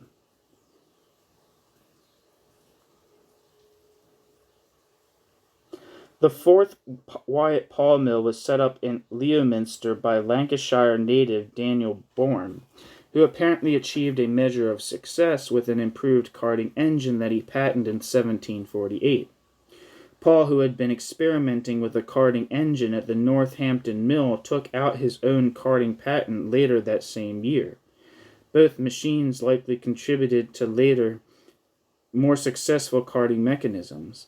The Leominster mill burned down in 1754, and the Manchester Mercury commented afterward that the cotton works, quote, had been viewed with great pleasure and admiration by travelers and all who had seen them, end quote, and that their destruction by fire presented, quote, an immense loss of the ingenious artist and to the poor who were employed therein from the town and adjacent country, end quote. Manchester Mercury, 5th of November, 1754, as quoted in Wadsworth and Mann. These observations, combined with the fact that investors in the Northampton mill in the 1750s apparently viewed spindles as, quote, a valid security, end quote, suggest that the Paul Wyatt mills may have enjoyed considerable success in their day, even if mechanical defects, poor management, and an inability to achieve a consistent carding mechanism all contributed to their ultimate failure. There were other inventors working on machinery for spinning in this era. John Kay of Bury, the inventor of the flying shuttle, took out his first patent in 1730 for a spinning machine, but did not make immediate use of it. Lawrence Earshall of Mottram invented a machine, quote, to spin and reel cotton at one operation, end quote. Wadsworth and Mann. But being concerned as Paul was about its effects on the poor, destroyed it without patenting it. James Taylor, a clockmaker from Ashton under Lyme, invented a machine resembling the later Jenny. The deficiency of surviving documentation may make the task of sorting out the complex interrelation between all of these contributions impossible. But the fact that so many different inventors were simultaneously pursuing a practical solution to the same problem attests to the way in which the market, imperative to transform production was gaining hold of this line of manufacturing in English textiles. The career of John Kay of Bury is instructive in a number of ways, particularly in how it suggests differences between the economies of early 18th century Britain and France. Kay was most famous for inventing the, quote, wheel shuttle, end quote, or, quote, flying shuttle, end quote, which he patented in 1733. Footnote, quote, the modern title of, quote, fly shuttle, end quote, or, quote, flying shuttle, end quote, seems to be a translation of its French name, navette volante, and was not used in England until towards the end of the 18th century, end quote. Wadsworth and Mann, 1965. End footnote. Where am I? The mechanism involved a small cart on rollers moving on a track to insert the weft through the warp threads in the loom, effectively automating what had forever been a manual process of pulling or tossing the shuttle from side to side. The reaction to Kay's shuttle was immediate. Weavers in Colchester petitioned the king in September of 1733, saying that if the shuttle were adopted, it would ruin them, since it would enable one weaver to do the work of four. By Kay's own account, he was confronted at some point with a crowd of angry weavers who threatened to kill him, and who destroyed a number of the shuttles, but exactly when or where this took place is unclear. Worse still for Kay, he not only had difficulty collecting from those who signed agreements to rent the use of his patent, but other weavers were found to be violating his patent by installing their own wheel shuttles and tracks. He pursued the interlopers in numerous trips to Chancery Court. On one occasion, an accused weaver claimed that a board for shuttles to run upon had been known for 15 years or more, and that Kay's most significant improvement, putting a hole in the shuttle is so that a single and larger bobbin could more evenly release the thread, was not included in his patent but only came afterwards in 1735. Having failed in Chancery Court, Kay took his case to Parliament, to no avail. He subsequently moved to France in 1747 in hopes of better success with the application of his shuttle loom, and to continue pursuing work on numerous other inventions. After jointly applying for a patent with the firm of Scalone, Scalogne,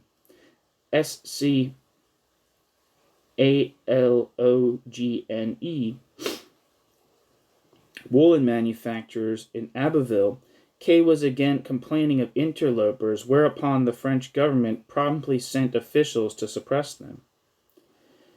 What is most instructive about Kay's story, aside from the travails to be faced by 18th century inventors, is what the different courses of progress made by the fly shuttle in England and in France can tell us about differences in the two countries. By 1790, its use had almost completely died out in France, but in England it had made slow and steady progress, if only in Lancashire. It seems doubtful that the flying shuttle had a dramatic impact on increasing the output of weaving in England before the arrival of a working power loom in 1803, but even then it had another 40 years to spread among manual weavers. What is more, it provided the working principle of an automated shuttle that would serve as the basis for the power loom's design. The fact that the flying shuttle took root in England, where there was both strong opposition to and simultaneous interest in the new machine, while it did not take root in France, attests to the different structures of social relations of production prevailing in the two countries. Mann describes the contrast as one, quote, between a country in which industry was subordinated to a highly organized and on the whole a very efficient body of officials, and taught to look to the government for the encouragement of new processes, and one where the tradition of government control and assistance was almost dead, end quote.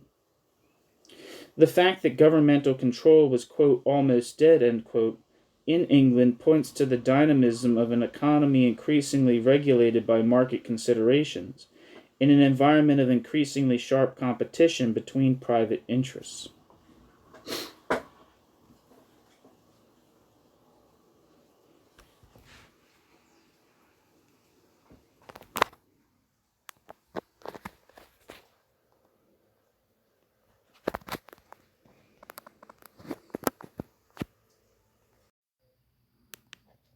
The turning point. According to Dean and Cole, the 1740s, quote, constitute a landmark, end quote, for several branches of manufacturing. Increasing demand from the West Midlands for the use of metals in production also stimulated the growth of mining in copper, tin, brass, and lead. Coleman. By the 1740s, Newcomen's engine was applied to Cornish mines in non-ferrous metals. From the 1740s, the output of tin, previously used mainly for pewter, but now driven by the production of tin plate and copper, grew rapidly. For copper mining, quote, the year 1748 marks the beginning of a great wave of expansion which lasted for nearly 40 years, end quote, after which decline set in. The output of tallow candles and glass rose rapidly from the 1740s onward.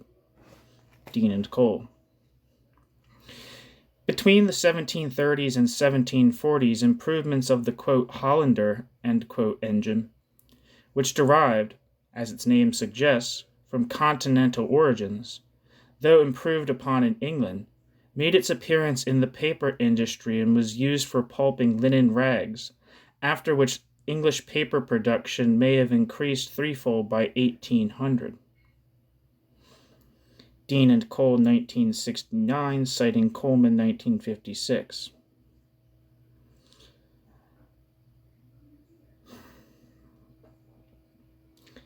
In 1740, textile still composed a third of all manufacturing output in Britain.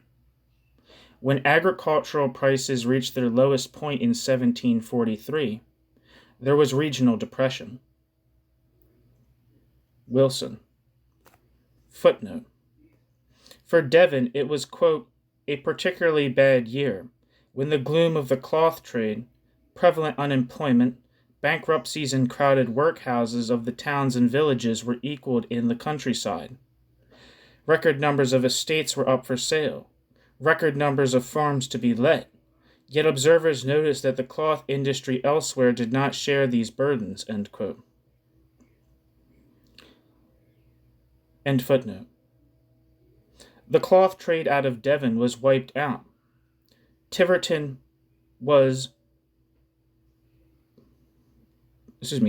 declined absolutely, while Exeter was just able to maintain a steady population as, quote, small masters drifted into shopkeeping and a variety of other occupations, end quote.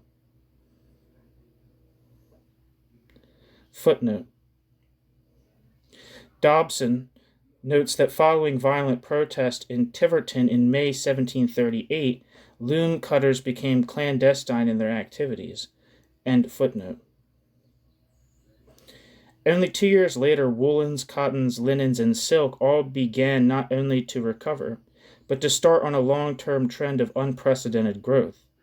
The shift of textile manufactures from the south to the north began to accelerate, but this did not become widely apparent until the 1760s, when it became clear that the high-quality woolens from East Anglia were quickly losing their share of the domestic market to Yorkshire products of inferior quality.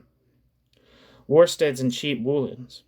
Wool production as a whole grew by around 8% per decade from 1700 to 1740, and exceeded 14% in the decades thereafter. Dean and Cole. In West Yorkshire, a class of small clothiers grew as the woolen trade was open to any weaver who could come up with 100 to 150 pounds for a loom. The opposite trend held true in worsted manufacturing, which was dominated by big clothiers like Sam Hill.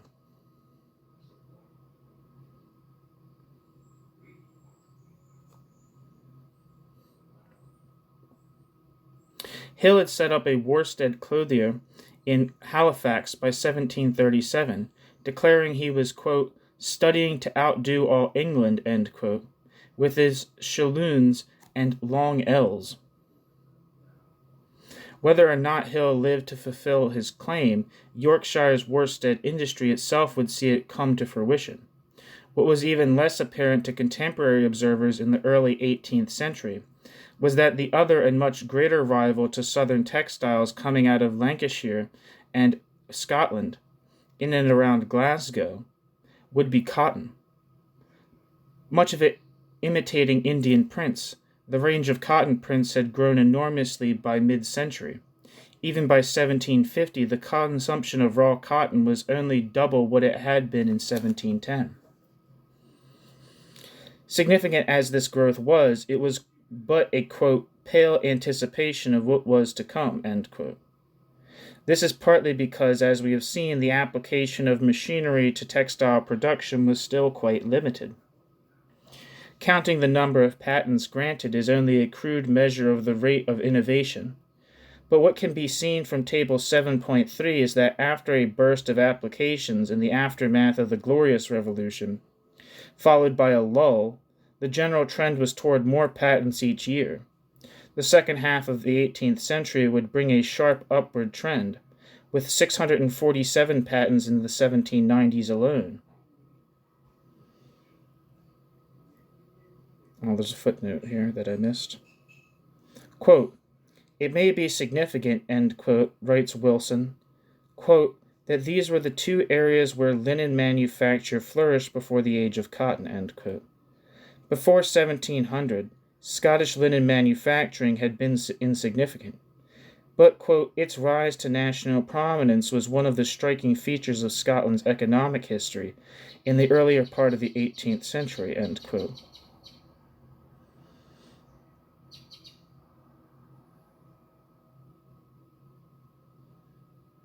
But the figures of 1700 to 1750, quote, are not pointers to a stagnant economy, end quote. Footnote, Coleman. Some were of, quote, dubious originality and limited economic value, like, quote, back frames for the bedridden, end quote, and a monopoly for importing lobsters, end quote, writes Wilson. Quote, but the majority could claim to have a prima facie connection with economic processes of genuine importance.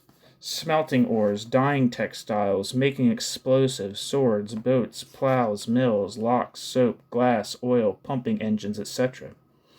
End footnote. Why was innovation on the rise in this half of the century? Why was innovation on the rise in this half century? Ashton points to, quote, the decline of strict apprenticeship and corporate regulation of industry, bracket, that, end bracket, realized native talents, end quote, as well as the lower costs, quote, of experimentation and the construction of new appliances, end quote, attributed to, quote, greater abundance of capital and lower interest rates, end quote. But he commits to, quote, no sure answer, end quote. Ashton. Why did innovation in the first half of the 18th century not compare to the outburst of the second half? Black points to the size of workshops and the role of custom. The limited size of most operations, Black writes, quote, helped ensure that there was very little specialization, either in machinery or labor. Artisan mentality included a sense of the importance of traditional values and communal stability. There was a general disinclination to innovate, understandably so, in a culture where training was largely acquired on the job and where tradition determined most industrial practices. End quote. Ashton, 1964. In both of these explanations, it is the customary mode of organizing the labor process that is understood to be the force holding back the otherwise already existing drive to innovate. We have seen examples that would justify such a view, such as the hostility of Lancashire weavers to Kay's shuttle, and we shall meet more examples like this. Yet we also saw in the case of Kay that weavers were perhaps more eager to adopt the new technology when they were inclined to see it as an advantage. Meanwhile, in France, the shuttle and other inventions failed to catch on, and while French inventors were patronized by the state, French manufacturing seriously lagged behind British manufacturing when it came to applying new technology to productive purposes. Could more be at work in this contrast than simply the presence of extensive regulation of manufacturing in France versus the absence of regulation in Britain? And what, at any rate, explains the difference? Let us here suggest that the difference was quite simply that capitalism had taken root in Britain, but not in France.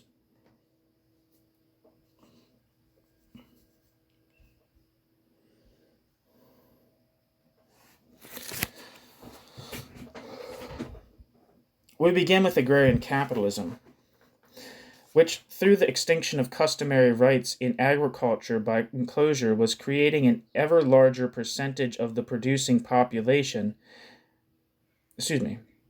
We begin with agrarian capitalism, which, through the extinction of customary rights in agriculture by enclosure, was creating an ever larger percentage of the producing population that no longer had direct access to the means of subsistence. By the early 18th century, this process was by no means complete, but it had generated two phenomena. First, there was an emerging labor market, which we would characterize by the spread of wage labor and the increasing payment of wages in money rather than in kind. This labor market grew up in the context of the unprecedented expansion of the domestic market, in an economy now characterized by its capacity for self-sustaining growth. Second, there was an increasingly large underclass of unemployed and underemployed persons. As the numbers of the underclass grew, various reformers called for ways to deal with the, quote, problem, end quote, of what to do with would-be workers who had no land to work and no jobs to fill.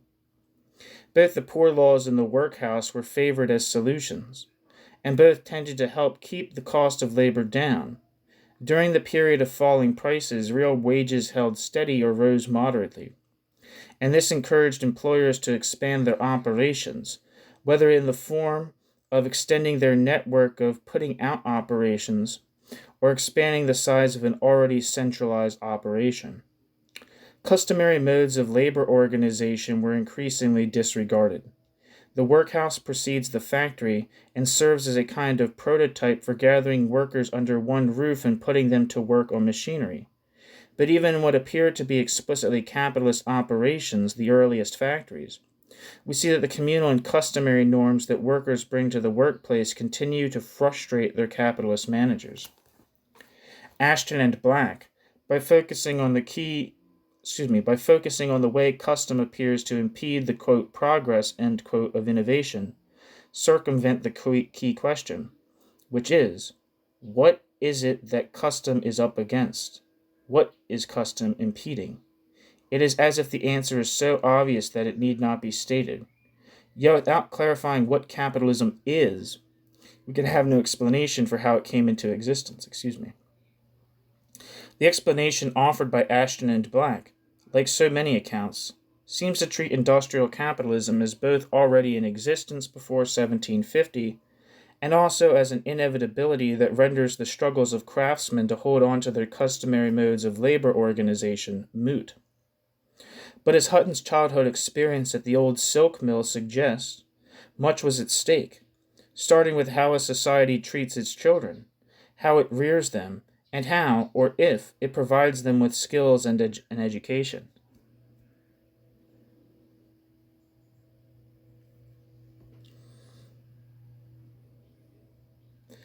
Conclusion. Capitalism is more than a system of government laissez-faire. Capitalism involves a peculiar social relationship, the social relation of capital, a form of property which is wholly market dependent. The development of agrarian capitalism involved the increasing market dependence of not only direct producers but also surplus appropriators, who were increasingly compelled by market imperatives to transform production in the direction of greater efficiency.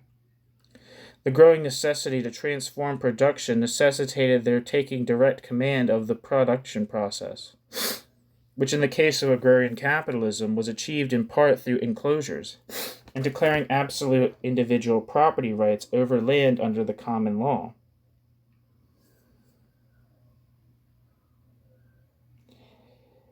In a highly developed capitalist economy, capital is a social relationship that comprises all factors of production, including land, labor, and money, and virtually all aspects of production, even social reproduction, are subordinated to the exigencies and compulsions of market-based competition, although there has never been and never will be a perfectly capitalist economy because the physical environment, human labor, and money, which exist in their own right independently of the market, can only be understood to take the form of capital in a fictitious sense. In examining this period just prior to the onset of the Industrial Revolution, we have seen that it is a period characterized by a wide variety of labor arrangements and types of manufacturing firm. If we can agree that Lohm's factory was at least a recognizably, quote, capitalist, end quote, firm, if we can agree that Lohm's factory was at least a recognizably, quote, capitalist, end quote, how are we...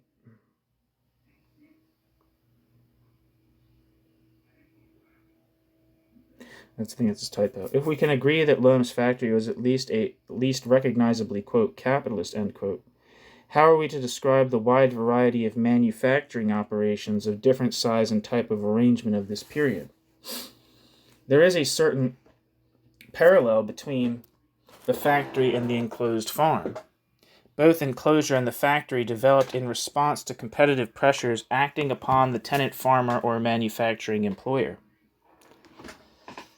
making the transformation of production necessary in order to ensure their economic survival.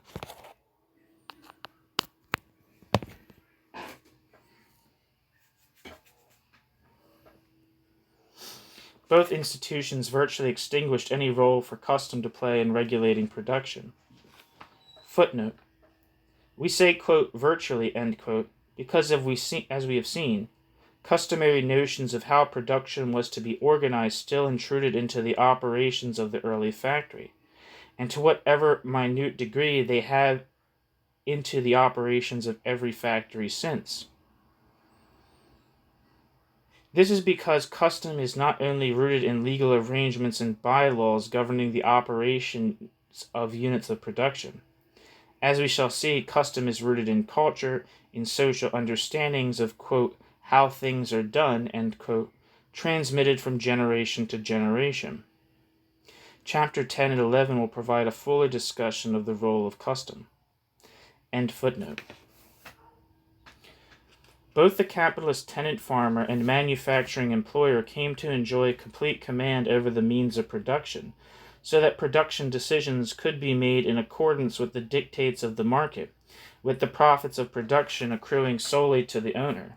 This does not mean that capitalism as an economic system had already achieved dominance in manufacturing.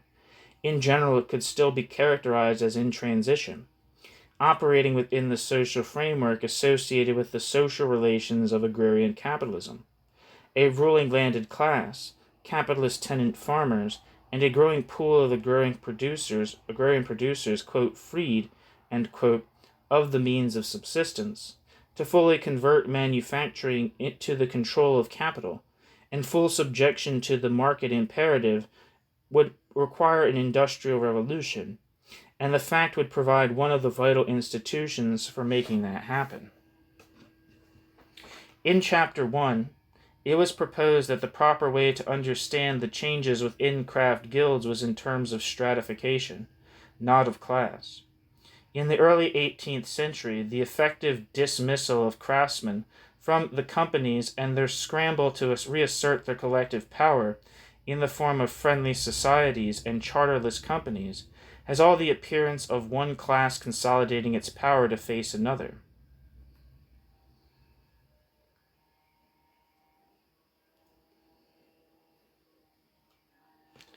This consolidation took place in one trade at a time, however, not collectively.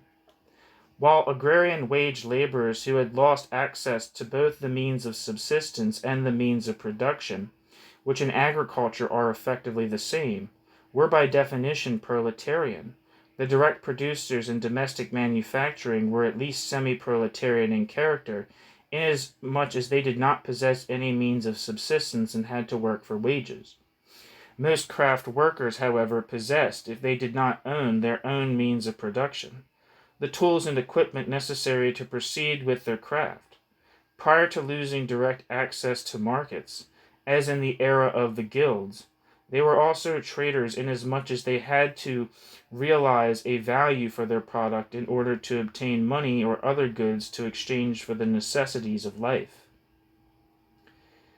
The loss of access to markets by increasing numbers of domestic workers brought them under the sway of the capitalist market imperatives that were driving merchants and large employers to intensify production. The 1750s saw an intensification of conflict between large employers and craft workers seeking to defend custom. The increased frequency of harvest after 1750 meant that both food protest and industrial disputes grew more common. In Lancashire, which had already become dependent on imports of grain to feed its growing manufacturing population, the impact of rising prices and bad harvests was particularly acute in the 1750s. Sharp price rises in 1753 prompted protest in Manchester and a request by the justices that workers return to work. In 1756, a bad harvest brought about widespread protesting among the, quote, half-starved manufacturing people, end quote. Wadsworth and Mann. A worse harvest in 1757 brought unrest in all parts of the country. Manchester was put under armed guard. Liverpool armed its citizens with muskets and bayonets against incursion from the countryside in search of grain. In the context of such distress in the 1750s, combinations were induced to, quote, come out from the secretary of the clubroom. In the context of such distress in the 1750s, combinations were induced to, quote, come out from the secrecy of the clubroom into the light of publicity and into open conflict with the employers, end quote. Wadsworth and Mann, 1965.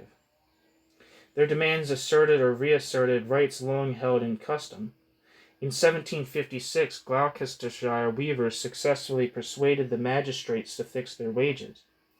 In Manchester, Worsted's small-ware weavers were pressing for higher piece rates. They and the check weavers published, quote, apologies, end quote, for their trade societies. The check weavers would soon launch a great strike. A, quote, great strike, end quote. Quote, in March of 1758, the silk weavers of Manchester announced their intention to limit apprentices, end quote. Do these demands suggest that the, quote, artisan craft tradition by which the British trade union movement more than any other was deeply marked, end quote, was a, quote, pre-industrial and pre-capitalist tradition, end quote? This usage of the term, quote, pre-capitalist, end quote, can be misleading, writes John Rule. Quote, the rise of a class of capitalist employers predicated the emergence of defensive labor organizations.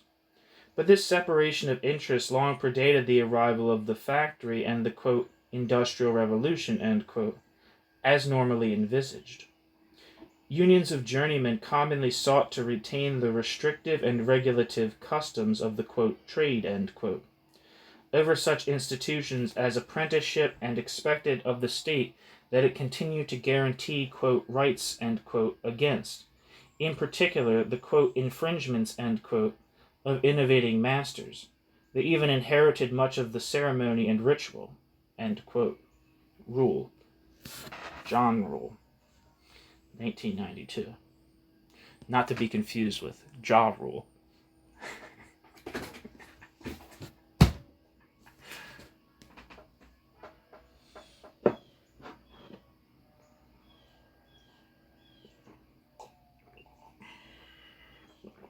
I get Ja Rule and DMX confused. I was going to try to sing a Ja Rule song, but I don't know. I don't think I know any Ja Rule songs. These labor organizations were very much caught up in the transitional process that had taken hold of manufacturing in this period.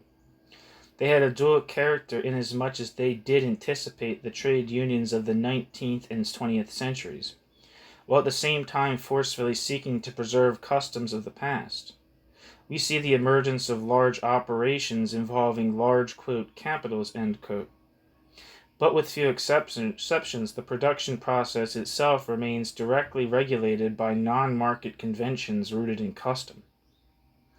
At the same time, however, the role of custom in regulation manufacturing was being undermined as the declining cost of food alongside rising levels of demand increased the competitive pressures on traders and employers to improve productive efficiency by intensifying production.